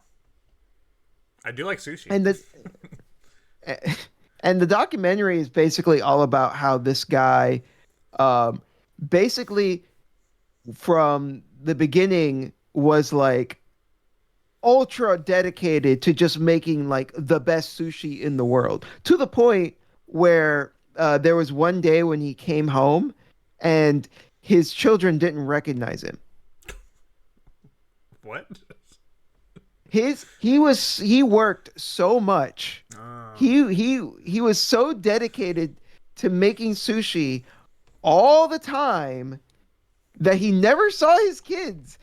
And one day he came home and his kids were like, "Oh my God, there's a stranger in the house." Who the fuck are you? Basically, it's a really interesting documentary. It's definitely worth checking out. I thought it was really cool, and it actually like it's that documentary. Watching it actually helped me inspire me to want to cook as well. Because at the time when I saw it like 10 years ago or so, and one thing that really stuck with me when I was watching this documentary was that Jiro said that that simplicity is the road to purity, and that really stuck with me because, like, especially at the time, I was like, "Oh, I can never cook. Cooking looks too complicated, and I want to learn it." But when he said that, I was just like, "Huh, maybe I've been thinking about cooking the wrong way this whole time." So watching that actually inspired me to want to like get in the kitchen. Oh, what was the name of it? Jiro Dreams of Sushi. Jiro Dreams. I'll have to check that out. I love me some Yeah. sushi, man. As a weeb, I have to ask you. Not saying you're a weeb, but I'm a weeb. I'm a weeb. Dude, Okay. dude, look at that. That's like my weeb sanctuary over As there. Club Weeb, I have to ask you, would you rather have the best sushi in the world or the best bowl of ramen in the world? Sushi. That's tough. I'm going ramen. I mean, I like ramen, but like I don't know. I just prefer sushi. I feel like with ramen, it is really tasty, but like after you finish a bowl of ramen because there's so much of it, you feel like a 10 tons of shit afterwards. Like you just feel like It's a lot. You're like it's like all you could do is lay in bed after that. You're like you can't do anything for the rest of the day. You're just done. At least with sushi, you get that really good sushi flavor, and you still feel like you can carry on for the rest of the day. That's true. That's true. Sushi's a good lunch, you know. I think that's how I always feel. I think like sushi's a good lunch, and then ramen's like a good, like an actual bowl of like traditional ramen's like a good dinner, you know. Yeah. I can agree with that for sure. Although I've had sushi for dinner Me a too. few times, and yeah, there's a sushi and Thai place right where I live, and I have eaten there many a times. They have this one in particular I think it's called the dragon roll or something that I really like with like spicy mayo. It's like good stuff. Yeah, there's a place nearby that's like a Japanese steakhouse, and they do ramen as well and sushi. And yeah, they also have a dragon roll that's pretty good. But there's fried because it's like a fried roll. I think it is fried. Is Yeah. it fried? But I get they have a Godzilla roll, which is the most like that might yeah this is the dumbest name you could have come up for this, but it's awesome. It's like the biggest No, I was gonna fried roll. Hey, if you're gonna call it Godzilla, it better be good. It better be like it's like the biggest roll they have, and it's like it's fried and topped with like crab and stuff, and I'm like, oh, this is like so good. oh, that's awesome. So, yeah, I love sushi though. I don't know. Same. It's hard to pick. Like some days whenever I go there, I'm like, yeah, I'm all about the sushi today. And sometimes when I go there, I'm like, I need a bowl of ramen, you know. So really, For sure. It's just my mood. I just find that like with ramen, especially with like a traditional miso ramen, like everywhere I go that and like I get a miso ramen, the pork belly is so good. And I'm like, Yeah, how I the agree. hell do Yeah. how do you do it? How do they do it? It's so good. It's magic. It just like melts in your mouth, man. So good. So cool. We do have one more segment, and then after that, we could just shoot the shit till we want to end the show. Okay. So the next segment is from attitude to gratitude. It is a mental health exercise. What we're gonna do is we're gonna name one. It doesn't have to be like the worst thing that's happened recently, but some negative thing that's happened to you recently, and then you're gonna follow it up by talking about a positive thing that's happened to you recently. Kind of balance the scales, right? So I can go first. Okay. Recently I live in Kentucky, and we've been experiencing some very bad weather, very harsh weather. Last week we were actually under tornado watch. Or not watch, warning. I'm sorry, there's a difference. Watch is like you have the ingredients for a tornado. Warning is like those ingredients are put together and it's coming, bitch. So yeah, we were under tornado warning. And it actually, luckily nothing of mine got damaged, but like some areas near me actually took some pretty heavy damage. And like I was watching the news, and there were like some neighborhoods that took damage, but you know it's still stressful during that time, even though nothing happened to me. It's still stressful being like, oh shit, like my house gonna get destroyed, you know. Yeah. Am I gonna die? Am I gonna get thrown across the state? I can relate. Living in South Florida, I haven't experienced any recently, thankfully, but we're the hurricane state. Yeah. So I've never experienced tornadoes, but I've lived through many hurricanes. So I know exactly how you feel. So that sucks.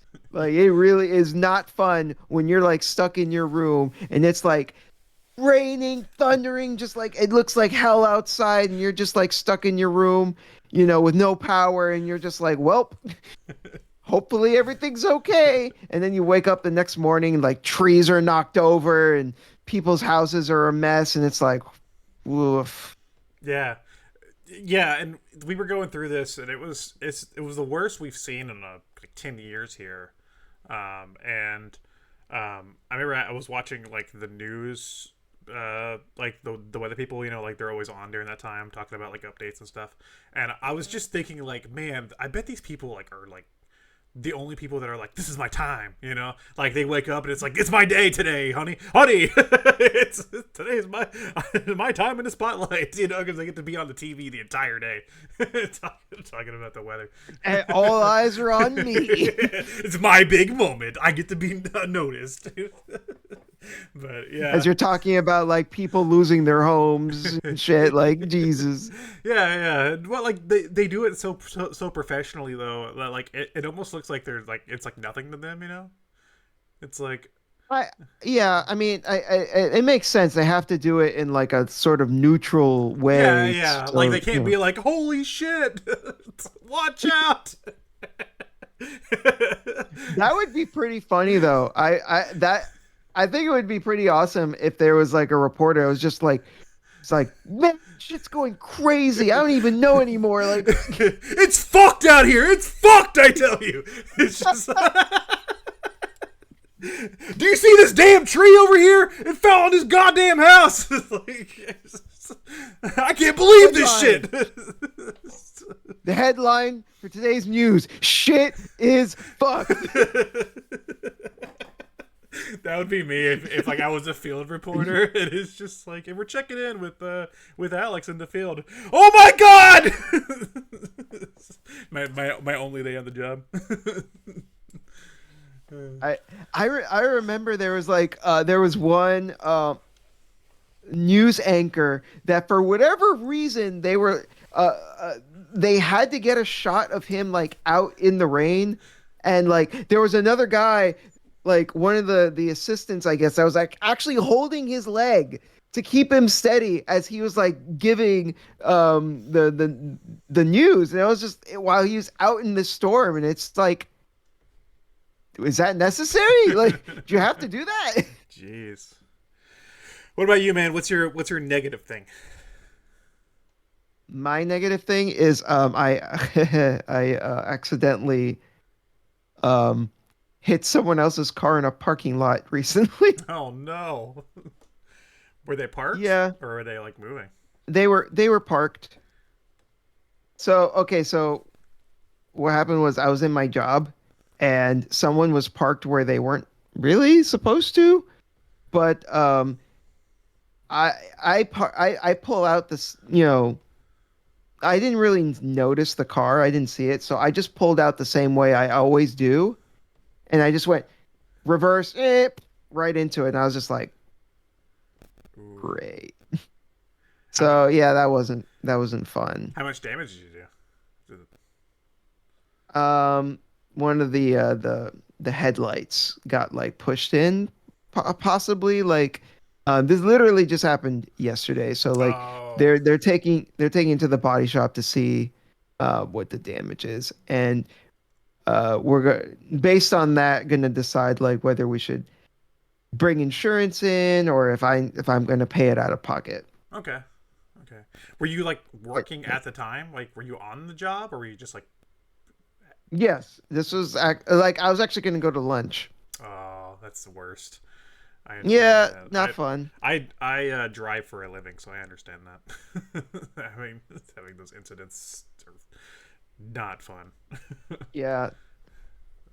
I was like, luckily he wasn't in the car at the time, so like nobody got hurt. Like, so that's the good thing about it. But it's still like this is an expense. No, yeah. It's because it's either, depending on how much it costs, it's either okay, I need to pay it out of pocket, or I need to call my insurance, and my monthly insurance payments are going to go up. So either way, it's going to come out of my pocket in a way that I'm not happy with. I'm sorry, man. Yeah, crap happens. But it's not all bad, right? So we're gonna talk about something good that's happened to us recently, and something good that's happened to me was I got some new porch furniture. Hell yeah! Nice. I live out in the country, and you know what? When it isn't the terrible weather that's gonna destroy my home, it's nice to be able to sit outside, and I've been taking advantage of that recently. And I've been like sitting outside, eating my lunch sometimes, playing my Steam Deck, just enjoying the nice outdoors. It's like it's the best time of year to do that because it's not super hot yet, so it's nice to just be able to sit out there in the cool air for a little while. I wish I had more chances to play my own Steam Deck. I feel like it's great whenever I'm gonna like drive up to Orlando or something, and I could get some hours in. But like for like the normal day to day, I don't really play my Steam Deck as much as I would like. So it's a good, definitely cool that you were able to do that. It's a good outdoorsy, and you know what? I have legally acquired means to play games that aren't not native to the Steam Deck. Let's just say that. And unrelated, on a device, I have been playing Super Mario Bros. Wonder. Cool. I'll let you assume which device I'm talking about. Um, so yeah, For sure. that's been a fun game to be able to play on a device. I played a little bit of Super Mario Wonder, and I was playing it co-op, and it was a lot of fun. That's good. I I was I was playing it with my nephew, the one that was really annoying with with Travis Strikes Again, but he was not annoying for Super Mario Wonder, and we had a really good time. Yeah, I didn't pick it up when it came out. I picked up WarioWare when that like around the time. So this is me kind of a few months later hopping into it. It's good. Like I was excited for it, but I've also been burnt before because I don't like the new Super Mario Bros. Games. I think they're like super bland. You know. Yeah, I beat New Super Mario Bros. Deluxe on the Switch, and it was fine for what it was, but like I remember by the end of it, I was like, I never need to play this Yeah, ever yeah. again. You feel nothing. That's how I feel. Like I just felt like I've played. I think the one I haven't played that much of was the second one on 3DS because I didn't want to buy that. But I've played the first one on DS, which at the time was novel because it was like, oh, a Yeah. new 2D Mario game. Like that's cool, you know. And then the Wii one came out, and that was kind of novel because it's like, oh, it's got co-op, you know. Then it was around like the Wii U. I didn't buy the one for Wii U, but I don't know if you remember this. We were talking about Wii U earlier. There was a point of desperation at Nintendo where they were like, if you buy Mario Kart, we'll give you a game. Like we'll just give you something. And so Yeah. I bought Mario Kart 8 and I registered it with Club Nintendo, and I had a choice between I want to say it was Pikmin 3, Wind Waker, Wii Party U, or Mario Bros. U, and I already had Wind Waker because I had the Wind Waker Wii U and Pikmin 3, so, and I didn't want the Wii Party game, so I was like, I guess I'll take Mario. So I got it that Yeah. way. That's also how I got Game and Wario because I was like, I guess I'll take. It's like there's another promotion doing that, and I was like, I guess I'll take Game and Wario. I guess, but yeah, so I got that way, and then I bought the one on Switch, which was just that game again, and I beat it as well, and I was like, I don't want to play this ever again. I honestly feel like between Super Mario Brothers 3 and Super Mario World, those are the two best 2D Mario games ever made, and I don't see them ever topping them.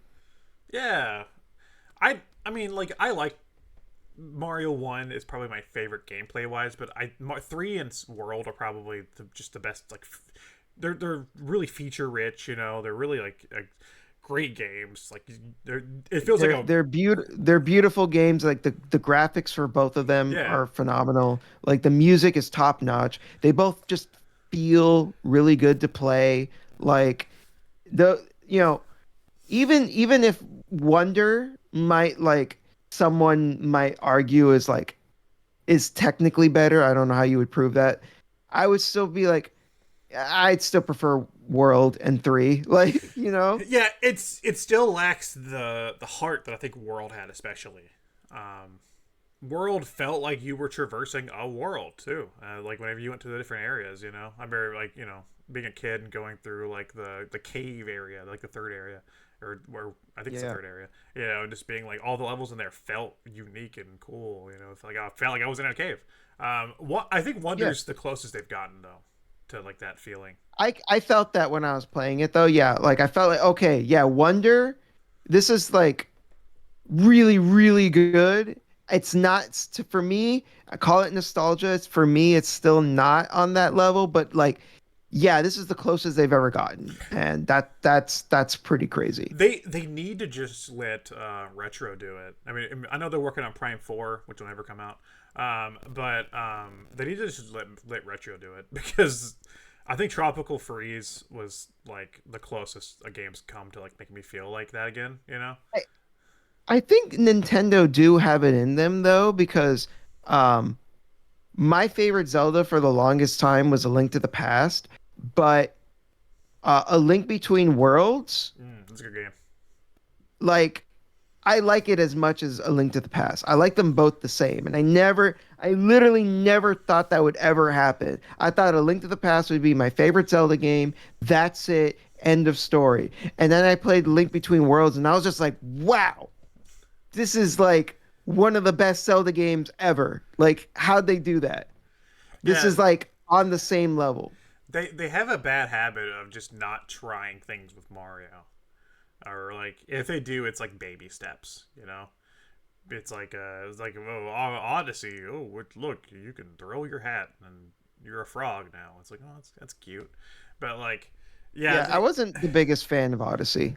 they I liked Odyssey, but it's just it didn't feel like it was that big of a step forward. You know, just kind of it felt more like a step sideways. It's like, yeah. I I actually preferred 3D World. Ooh, that I do like 3D World, but that I think it also plays it safe in some aspects. But it is a damn fun game though. Yeah, it does. It does play it more safe compared to Odyssey, but like when it comes to just like pure platforming fun, I feel like 3D World is just more fun to play than Odyssey. Do you like the obstacle style gameplay more than like the open world stuff, like the collectathon?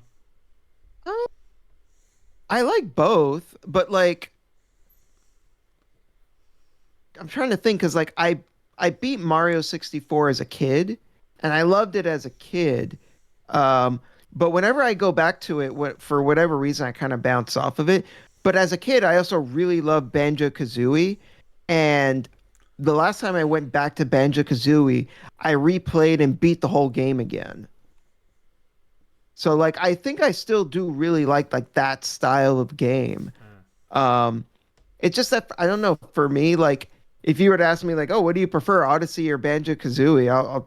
Banjo Kazooie Oh, to me is like a way better game. Oh, hell yeah, dude. Banjo Kazooie and the first Jack and Daxter are like my two of my favorite collectathon games that I could just sit I down haven't and I haven't play. played Jack and Daxter. Oh man, the first Jack and Daxter I think is perfect for like if you just have like a rainy Saturday and you just want a game to play through. Like it's not too long and it's such a good collectathon. And it flows so well. Like you could just sit down and play it, and beat it. I I want to say that game recently got like a PC like reverse engineered version or something Mm, like that. weird. Yeah, similar to Ocarina of Time, that got like this um like yeah, like a reverse engineered like I think it's called like the Boat of Harkonnen or something like that. Like that got its own like PC port that which is technically not illegal because they reverse engineered the code in a way that's like not again, as long as you're not selling it, it's not illegal to play it. That's impressive for if they did Jack One that way because those Jack games on PS2 are like I remember whenever they were making the PS3 HD collection thing.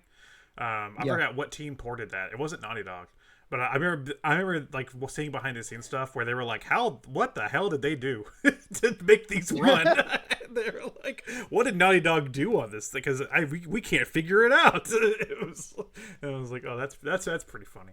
The Ocarina, did they use the N64 or 3DS version? It's the N64 version. Oh, okay. I was just curious. Yeah.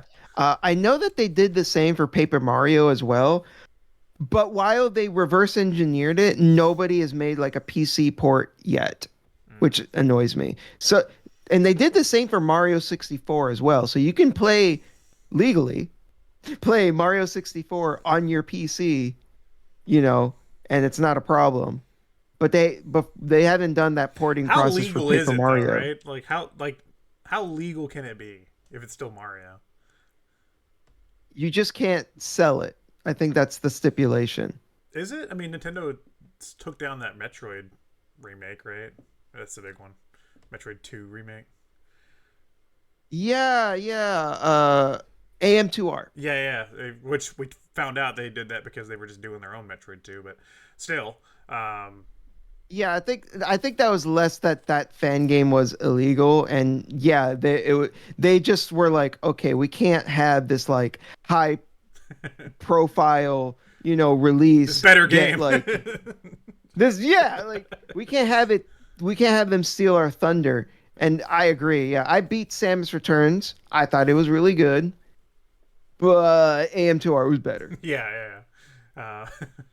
I mean, the Samus Returns was like the uh, fuck, I forgot the team's name. They made Castlevania Mer- Lords of. Mercury Steam. Yeah, they worked on Castlevania stuff before that, but Yeah. They also did Metroid Dread, and I think they did a great job with Metroid Dread. Was great. Yeah, I love Dread. That game. Yeah, me too. Fantastic. I thought Dread was awesome. Yeah. Much better, way better than Samus Returns. Way big step up. Also, Samus Returns was like a late 3DS game based on an old Game Boy game, so I don't know how far they could have ran with that project anyway. Sure, like I said, Samus Returns was still a good game. I'm not like down on it. It was good, but like, yeah. But like Dread ruled. Nobody has said to me Samus Returns is my favorite Metroid game.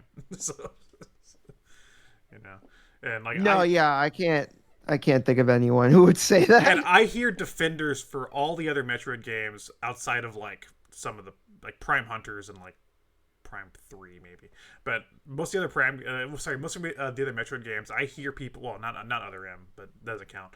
I hear people like somebody has said to me at some point, "That's my favorite one." Like it's my favorite Metroid game. You know, Zero Mission. Hell yeah, I love Zero Mission. Fusion. That's my favorite one. You know.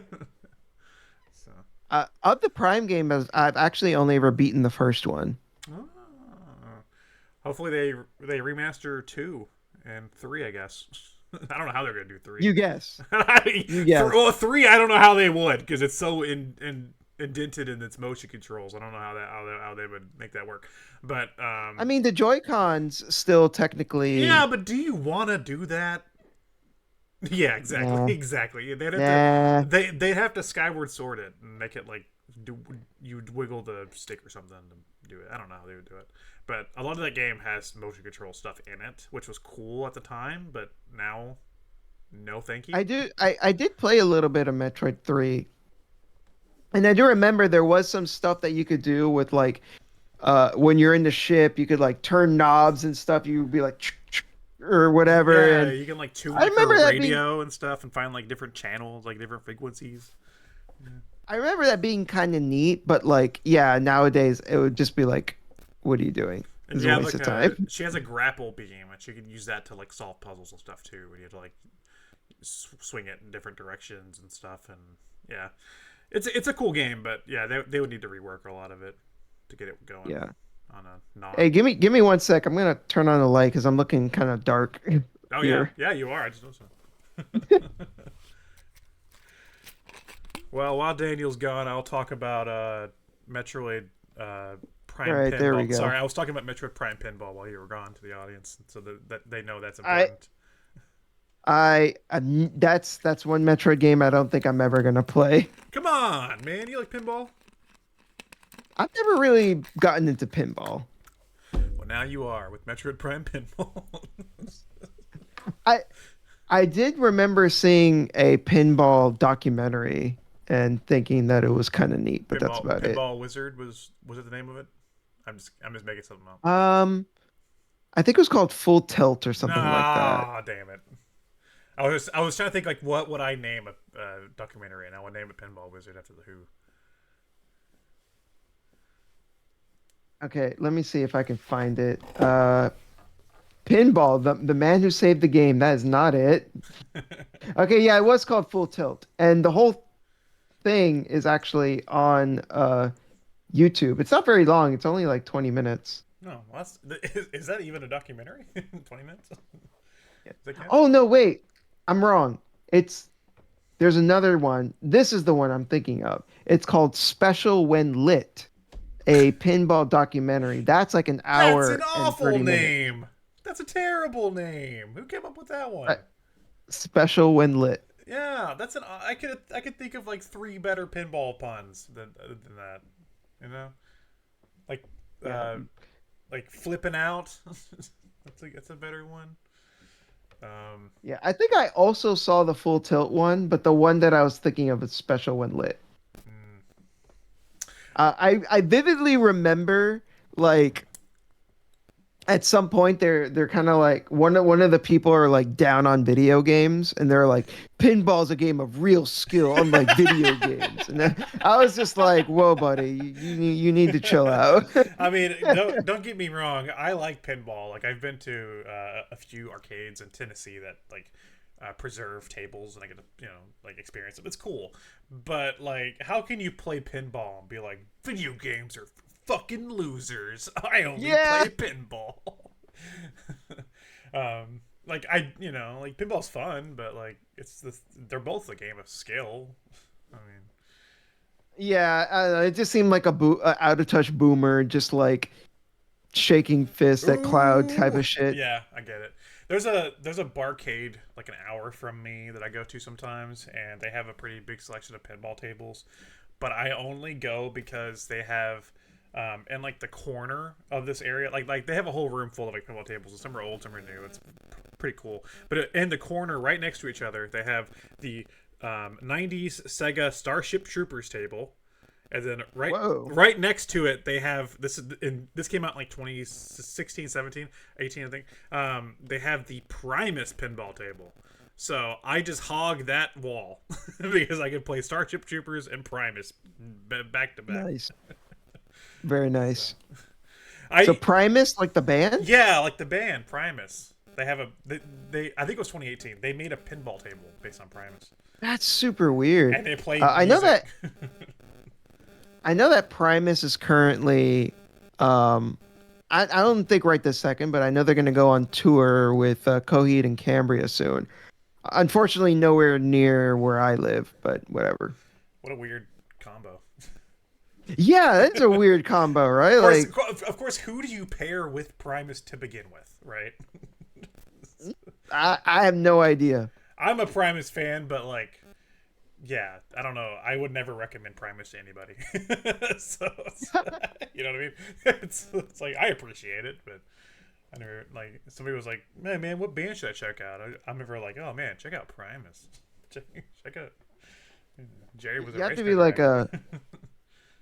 You have to either be in like a specific mood or like a specific person to like Primus. It's true.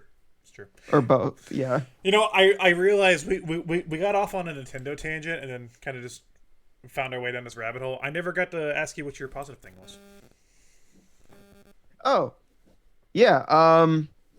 I found this like boba tea place near my job recently, and that place rules. Ooh.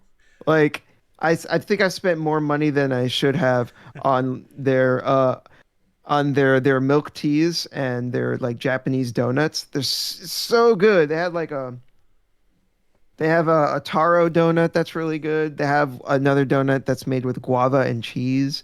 They have a s'mores one that was really good. Cookies and cream. Like these donuts are like out of this world. So good. That's my good thing. That sounds really donuts good. And milk tea lattes. I've only my good thing. recently had boba for the first time. It took me a while, and it was good. Texture thing's weird with me, so Yeah, I actually like. I'm not big on boba itself. So when I had the milk teas, I told the guy like, leave out the boba. I don't need the boba. I just want the tea.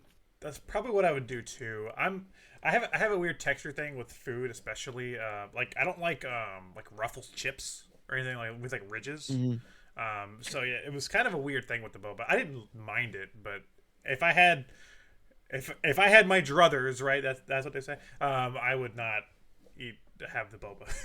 I would just have See, I don't even like super mind the boba in and of itself. What bothers me is when I'm drinking it, the boba keep going through the straw when I'm like, I don't want to.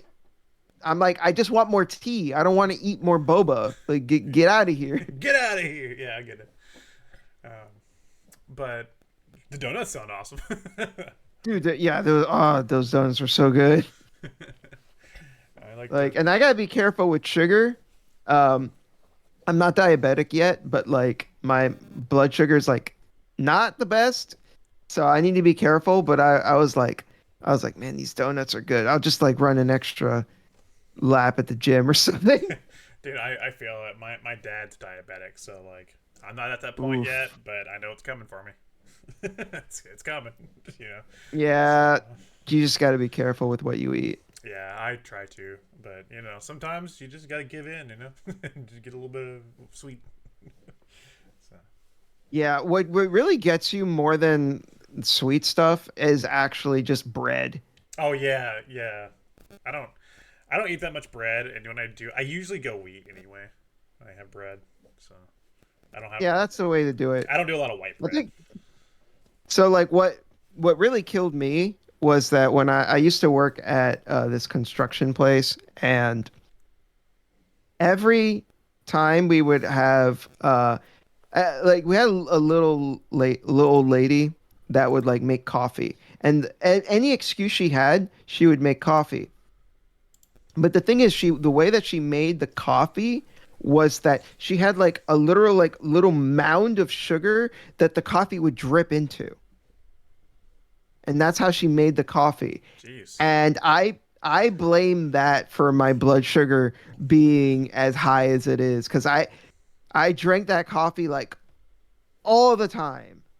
And on top of that, like my eating habits not being the best, I was like, ugh, this is not good. Yeah, This dude. is not good. I've had to, and I still drink it from time to time, but I've had to cut sweet iced tea from my diet. Yeah. Oh, it's so sad, and you get it because you're also in the same. You're from the south. I don't know how much sweet iced tea you drink, but it's from the south. It's a I drink big, you know.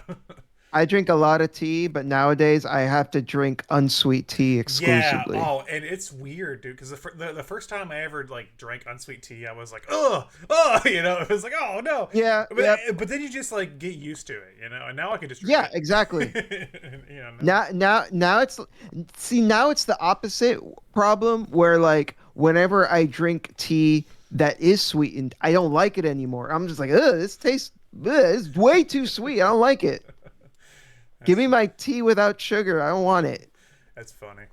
Yeah, I drink a lot of unsweet tea and sparkling water because I don't drink a lot of sodas or anything either. So I like to have a nice sparkling water instead. That's kind of like my kind of like tricks my brain, you know. I get that like that um what's it called? Carbonated taste, you know. Yeah, I don't drink a ton of soda either, but whenever I do, I at least try to go for like the stuff without sugar. Yeah. Yeah, but sometimes you know sometimes you just end up at a Burger King, you know. I try never to go to Burger King. You know, I don't. I or just one of those fast food restaurants. You just end up there. You're just like, oh well. when in Rome. I'm trying to think what you have that I don't. Because I have an I aunt. don't know. I have an aunt that lives in Florida. You guys have Whataburger, right? You have Whataburger near We there? do not. Oh, No, no I Whataburger. think there was one somewhere. I don't know if it was in Florida though, but I've been to one before. Well, I live in South Florida, Oh, okay. I forget so where I don't know where she lives. yeah, I don't remember where she lives either. Um, 'Cause Florida's huge, dude. Like, yeah, if I want to go, so like Disney World's in Orlando. If I want to go to Orlando, that is a 4-hour drive. yeah, yeah. I know. I went, dude. It sucks. I've only been to Disney World once, and that was like I was like two. Like Wow. yeah, we went to my aunt and uncles that live in Florida, which my uncle's passed now, but so it's just my aunt now. But he was in the Air Force and they're loaded, so they have like a really nice house and stuff. And so we went there, and then they flew to Disney World. So I imagine they're pretty decently far away from Orlando. And I don't remember any of it because I was two. And then like I've seen pictures. Yeah. And I'm like, oh, it's like I've been to Disney World, but I can't tell you anything about it. And I'm like, I always ask my mom, I'm like, why the hell did you guys take me when I was so young? I was like, it's meaningless.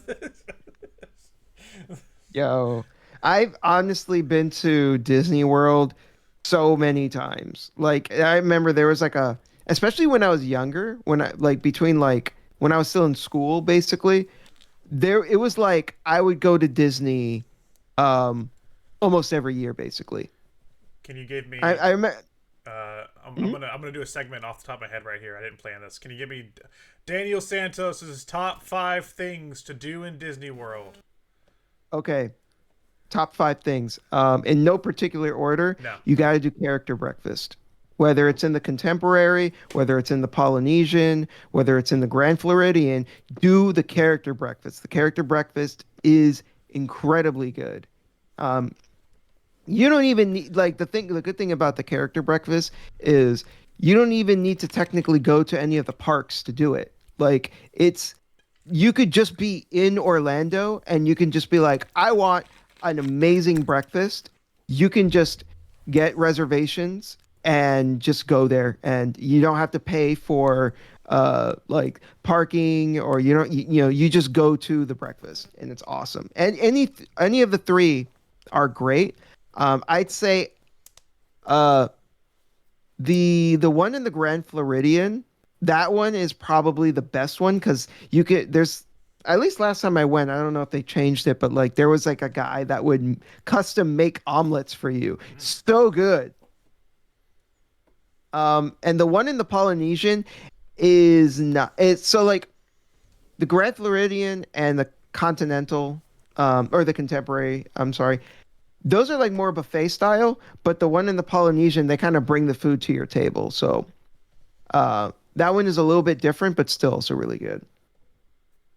Let's see. Fourth thing to do: go to Disney Springs.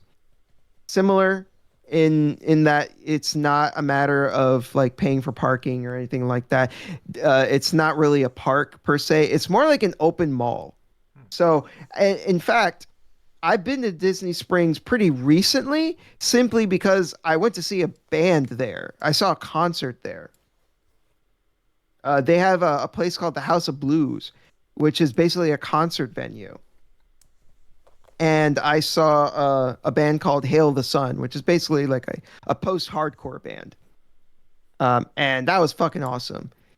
But outside of that, Disney Springs has a bunch of good food. Like I said, it's like an open air, like outside mall. There's a bunch of great eateries, bunch of great places to shop and, you know, buy stuff. Let's see what else. If you're in the Magic Kingdom, you definitely got to go to Space Mountain. That is probably the best ride there. Let's see. If you're in Epcot, there's a store called Mitsukoshi that has a bunch of weeb stuff. Oh yeah. So perfect for you. Go to Mitsukoshi in Epcot. That they even have like anime stuff. Like I remember seeing like statues for like anime characters, and I actually bought. I remember buying like a wall scroll there as well, of like Fate Zero or something like that. Um, and I guess the last thing is still in Epcot. You could drink alcohol. Ooh, there you go. Get drunk. There you go. Get right. So that's my top 5 things to do in Disney World. That was top 5 things with Dan. No, that's kidding. Sound like a Spike announcer, like a Spike TV announcer. Like, whoa, that was Daniel's top 5. What's that show? Mansers. That's what they of, like Mansers. Remember that show? Mansers? Yeah, do you remember Mansers? No, I don't know what that is. Oh, it was awful. It was on Spike TV, and it was like they were like really dumb. It was like Mythbusters, but really stupid shit. So it'd be like, how big can a boob get before it explodes? Or like something like that. What? It's so stupid. What the hell? It was, or like, how much beer can you fit in your butt? I don't know. It was like really stupid shit. But it, you know, it was like the show for men. You know, it's like the most. So instead of Mythbusters, it was Dumbbusters. It was the most 2000s thing I ever saw in my life. That sounds like it would be a segment on the Man Show. Yeah. With like, you know, Steve Carolla and like whatever the other guy's name is, I forget. I used to watch Mansers, but only because Jimmy Kimmel. Only because it was just like probably it came on after 1,000 Ways to Die, and that's the one I was watching. You know, which is also dumb, but fun. And did you ever watch the Man Show growing up? No, I know what it is, but I never watched it. No. Yeah, so I was like a horny teenager when that show was big, so I did watch some of it. But like looking back now, I'm remembering, I'm like, what the hell is wrong with me? Like Nah, that show was There's awful. nothing wrong with you, man. It's just look, it was a different time, especially back then. Like, I don't know how early did you get internet access? Like, what age do you think? Middle school. Yeah, it was probably around the same for me. Or maybe you know what? I don't think it was middle school. I think maybe I was a freshman in high school. I think it's my internet access. Yeah, internet access. So like, dude, whatever was on TV, like that's just kind of what you had, right? Like whatever was just Yeah, yeah, you're like right. like now it scares me now because like I know just from myself, I'm like, man, I want to watch something. Then I'll spend an hour looking through like 5 streaming services and then like Googling things and then like end up not watching anything. Or I'm just watching The Simpsons again. Yeah, yeah, you're Or, totally right. or I'm just like, whatever. I'll watch this show I've watched 100 times. But like back then it was like I was starving for some sort of entertainment, It was like I just wanted to watch Yeah. something. If somebody's like, oh man, like we got a like whenever your friend bought like a new season of a show on DVD, it's like, oh, we're living the high life. Like I get to watch this whenever I want. It's like, oh my God, really? Nah. And I think because of kind of like the weird way that like uh I Netflix never always holds on to the thing that you want, so that even now, like even though everyone's just like, oh, you just stream it, I still buy if I really like something, then I'll just buy it. So Yeah. like uh for example, there this is actually an anime I haven't even like sat down and watched yet, but like there was an anime that I wanted to watch on Crunchyroll called Vinland Saga. Have you heard of it? No. It's a Viking anime. And I was originally going to stream it, but then when I tried streaming it, for whatever reason, I don't know if Crunchyroll was just having an off day or whatever, the quality was just stuck at like 360p or whatever. And I was just like, this sucks. And then I remember, wait a minute, I have the Blu-ray, so I just like popped that in, and I was just like, yeah, I'm just gonna watch it like this. This looks way better. So yes, streaming can be more convenient, but like you do have situations like that where one, you can't find the thing that you want. Sometimes they'll take it off, or two, who knows? Like sometimes the connection is just bad and you can't, you know, Yeah. it just looks bad. There's also those days where like your internet provider is just like crapping itself, and you just had no internet. So it's just like, well, whatever. I've got my Blu-ray collection. Yeah, yeah. Or like sometimes like a show will air on TV and then won't come to the service for like a year. That happens. Like sometimes it's just better to buy the DVDs. Like I did that with fuck, what was it? It's canceled now. Ash versus Evil Dead. Whenever that was coming out, it was Oh like yeah, I yeah, could get my yeah. hands on the seasons before I could watch them on streaming. So I would just do that, and I bought all 3 of those seasons when they came to the DVD. But yeah, it's just like multiple things. Like I had, I, ne- I need to watch that. it's a good show. Especially if you like Evil Dead. I do. Oh, you need to watch it then. It's good. And then recently I wanted to watch the 6th season of the Eric Andre show. I was like, oh yeah, season 6 happened. I haven't watched that yet because I don't have cable. So I was like, I haven't watched any of that yet. I was like, I need to watch that. Last time I checked, all the Adult Swim stuff was on HBO Max or just Max now, whatever the hell they call it. So Yeah. I go on Max and I'm like looking through through the Adult Swim stuff, and there's no Eric Andre show. And I was like, that's weird. I was like, that's That a very popular show. Why is it not on here anymore? And then I had to Google it, and it's on fucking Hulu, and I have to like go onto Hulu and find the damn show. But it's like I have to like whenever I have to Google where to find your show, you failed me, because that's like an agreed. extra step I have to take to find your damn show. Like, say what you want about like Disney Plus, but like I know like if I'm watching a Marvel movie or something, it's on Disney. Like I know where to go. So like Yeah. I don't Agreed. want to have to juggle all these damn streaming services to find one show. It's just. It's so awful Yeah. now. There was a weird thing going on with the Adult Swim shows on HBO Max. I'm just gonna call it HBO Max because calling it Max Yeah, sounds dumb. I'm not calling it Max. Fuck you, Warner. That just sounds dumb. But like, there was like a weird thing going on because I remember my sister for my birthday earlier this year, or last year rather. Um, she bought tickets to see Death Clock with Baby Metal, and I was like, oh, this is awesome. Let me rewatch the show to kind of like brush up on Metalocalypse before the concert.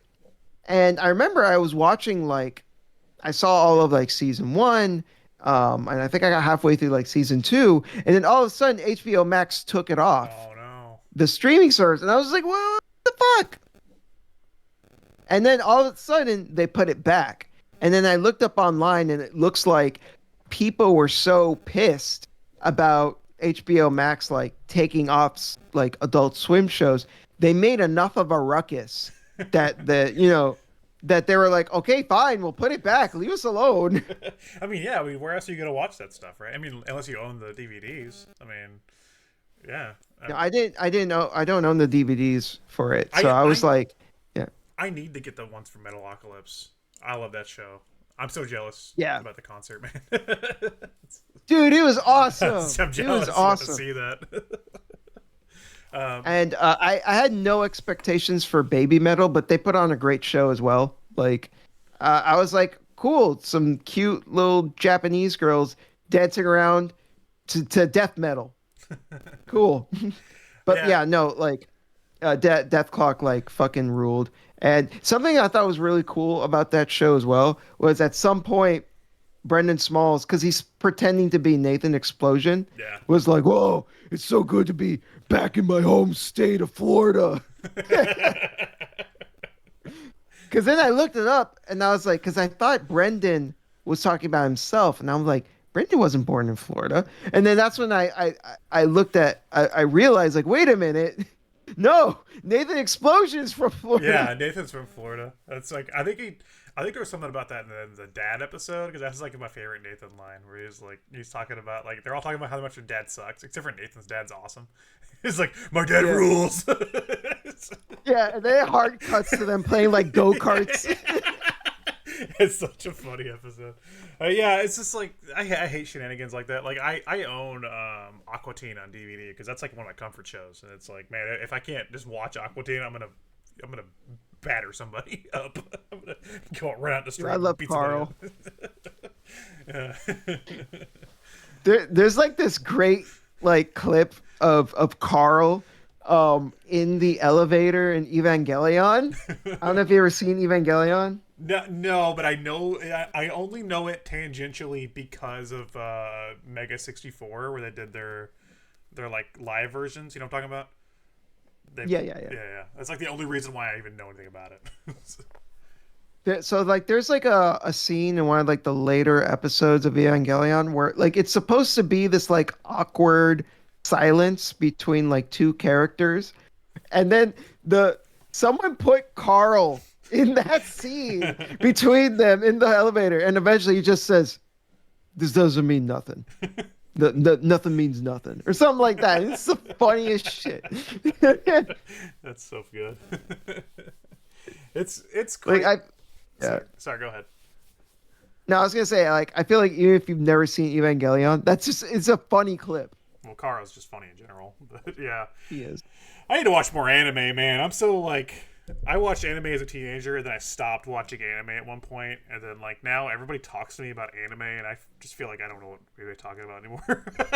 Hey man, Evangelion's an old one. What's your excuse there? I don't have an excuse. It just wasn't one that I watched. You know what I mean? So like, if I would have just kept watching anime, but at a certain point, I don't know why I just stopped watching anime, and then.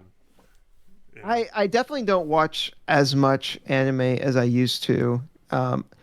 Although like that there are a couple of new anime that I'll check out. Like I watched one pretty recently called Freren, Beyond Journey's End, and I was really pleasantly surprised by that one. It's basically an anime about like an elf girl who has lived like over 1,000 years, and it's about that. It's about the fact that she has lived such an incredibly long lifespan, and she lives her life kind of like listlessly, just kind of like, she's she's very laissez-faire about like the passage of time. She likes to take her time to the point where like she's okay with letting like 1, 2, 3, 5 years kind of pass by and she doesn't really do anything.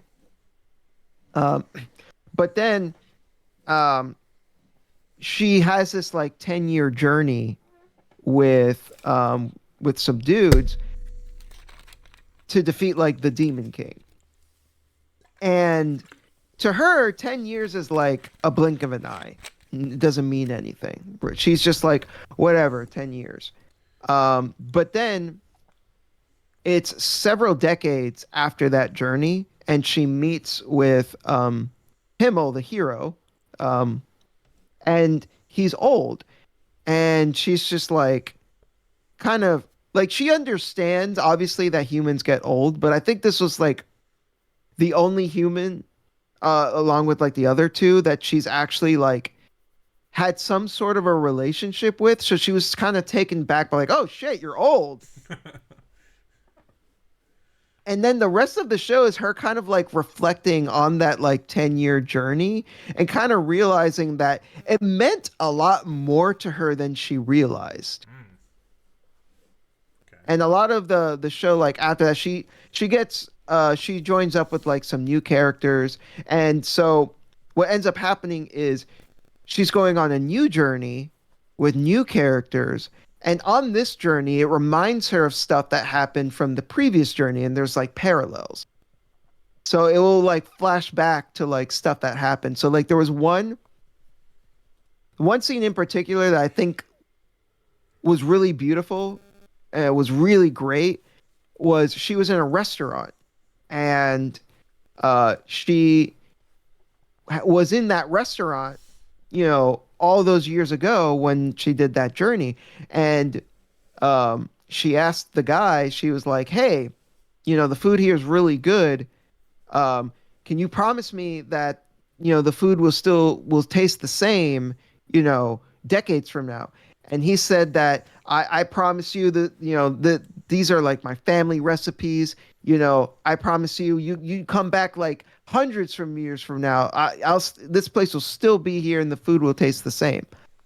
So she goes back, in the current journey, and she tries the food, and she says, because the place is still there, thankfully, but she tastes the food and she says, he lied.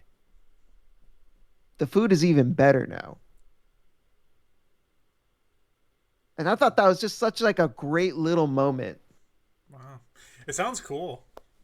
It's a really good show. Like, it doesn't fall into like the typical anime trappings of like there's not any like fan service, like I'm out. it's I'm just kidding.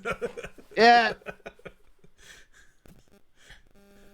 like it's not like it has silly moments. It has like a sense of humor, but like it's more of like a slow burn. The animation is gorgeous. There are a couple of fight scenes, and the fight scenes, the animation for them are like next level stuff. Like the fluidity of the animations during the fight scenes are incredible. Just like really good. Like I can't say enough good things about this show. It's definitely worth checking out. I'll have to have you tell me the name again. Yeah, I'll type it in because like it is kind of like a Yeah, weird just like send it name. to my like put it in the chat so I can Yeah, remember. yeah, yeah. Yeah, I haven't. I think it's just like a time issue and stuff where I just don't feel like the only thing I watch religiously is it's the most pleb thing possible is One Piece, but like other than that, like I'm trying to think of like what was the newest anime I watched, and even with the newest anime I watched, it was based on something I knew, and it was fucking Shinmu. I watched that Shinmu anime, and even then it was based on Shinmu. So it's Right, like, right. so it's like, well, damn it. And I at one point I was super into anime, and then I stopped watching it, but I guess I didn't realize I stopped watching it, and then I remembered I dated a girl back in 2019, and she watched a lot of newer anime back then. And then I remember that was like right when My Hero Academia stuff was popping off. And I remember she was like, "Hey, have you seen this new anime?" And I tried, and she like put it on, and I was watching it, and I was like, what's happened to me? I was like, me 5 years ago, I would love this. I was like, what is? Well, did she start with the first episode? Yeah, yeah. She And did. you were still like, what the hell is this? Yeah, I was like, huh? It's like, so like that was my like I was like, am I officially the old man now? Am I like, what are you kids watching? You know, your Japanese cartoons. Yeah. This isn't Speed Racer. What is this? This ain't Speed Racer. No, yeah, I don't know. But like I said, I want to watch some more anime again. I haven't in a while, except for One Piece, It's but I don't count that. it's just a matter of finding the right one, you know. The right one Cause like, piece. uh, uh, but you know, maybe you'll like the one that I recommended. Another one that I saw recently is called Bocce the Rock. Yeah, I don't know if you may have heard that one. No. No, okay. So that one I really loved it as well. It's actually the same director as the one I just recommended, and that was actually why I checked out Freren, because I was like, well, if it's the same director, like, dude, you know, dude knows what he's doing. Bocce the Rock though is actually about like a high school girl that is really good at guitar, but suffers from like crippling social anxiety.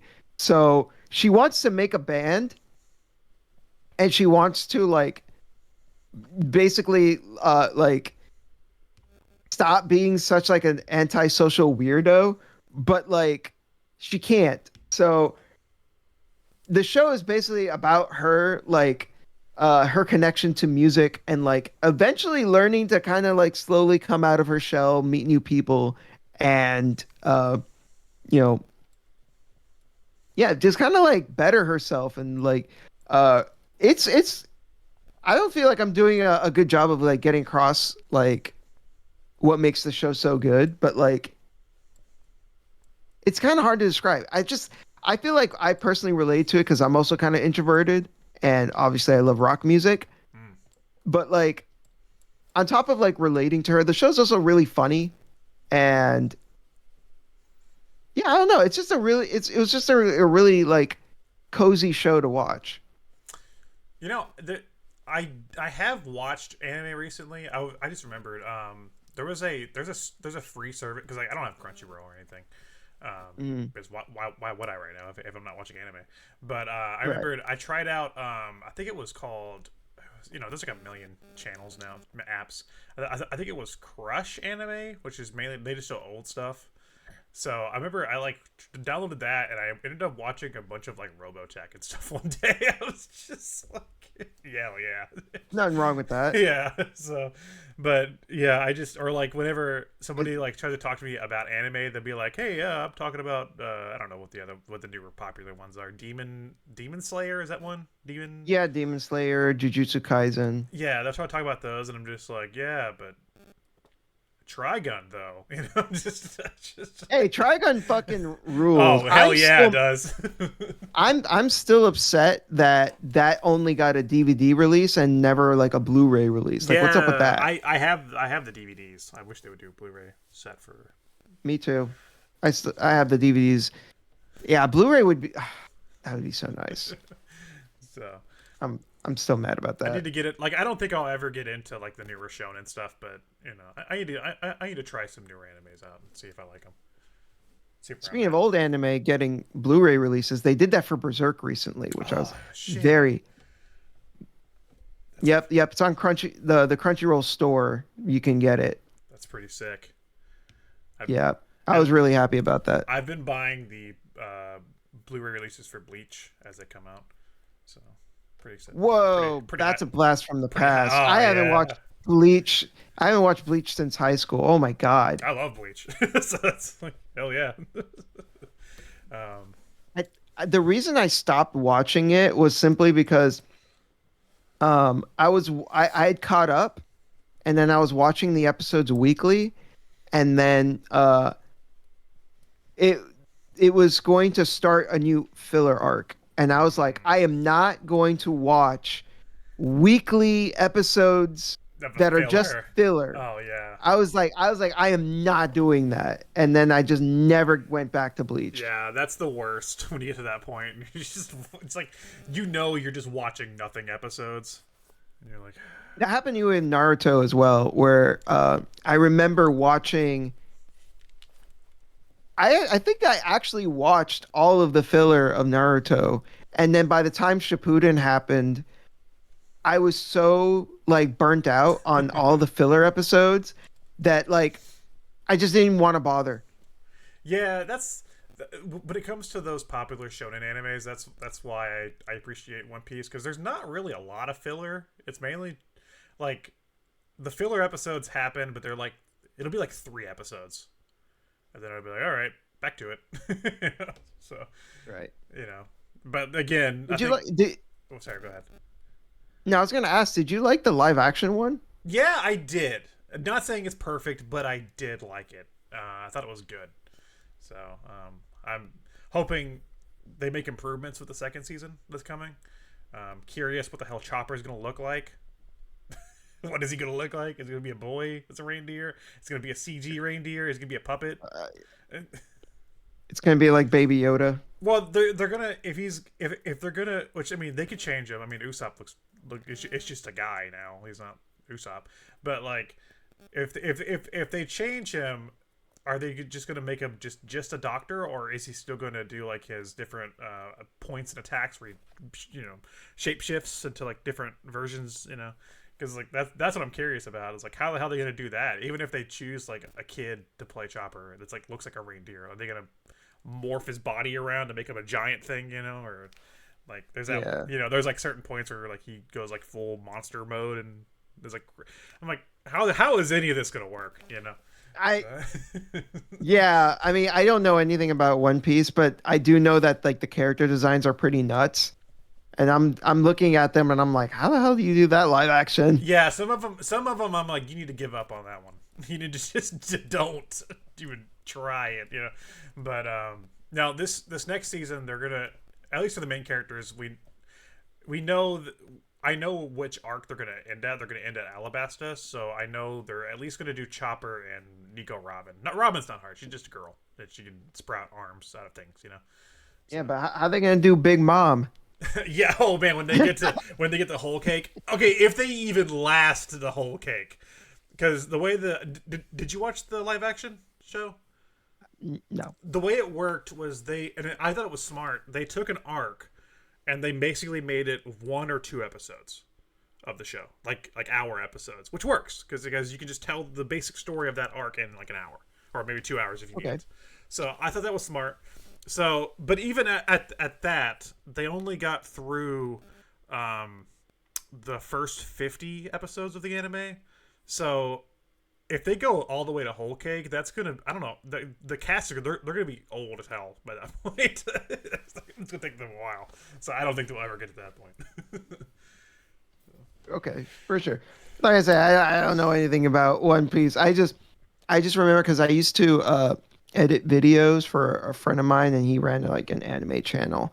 So I know like a couple of things here and there just because he would talk about it, and I would have to like grab images and stuff. Did he have one of those dope ass anime intros with like Goku fighting Luffy and like, you know what I'm talking about? Like it's like multicolored. No. Oh, you ever watch those YouTube videos that are like anime channels, and then they're like, before we get to the subject, let's run the intro, and it's like it plays some like hip hop music, and it's like Goku and Luffy and Naruto, like it's like scenes like multicolored flashing images and stuff, and it's like the cheesiest intros for anime channels. Those always crack me up.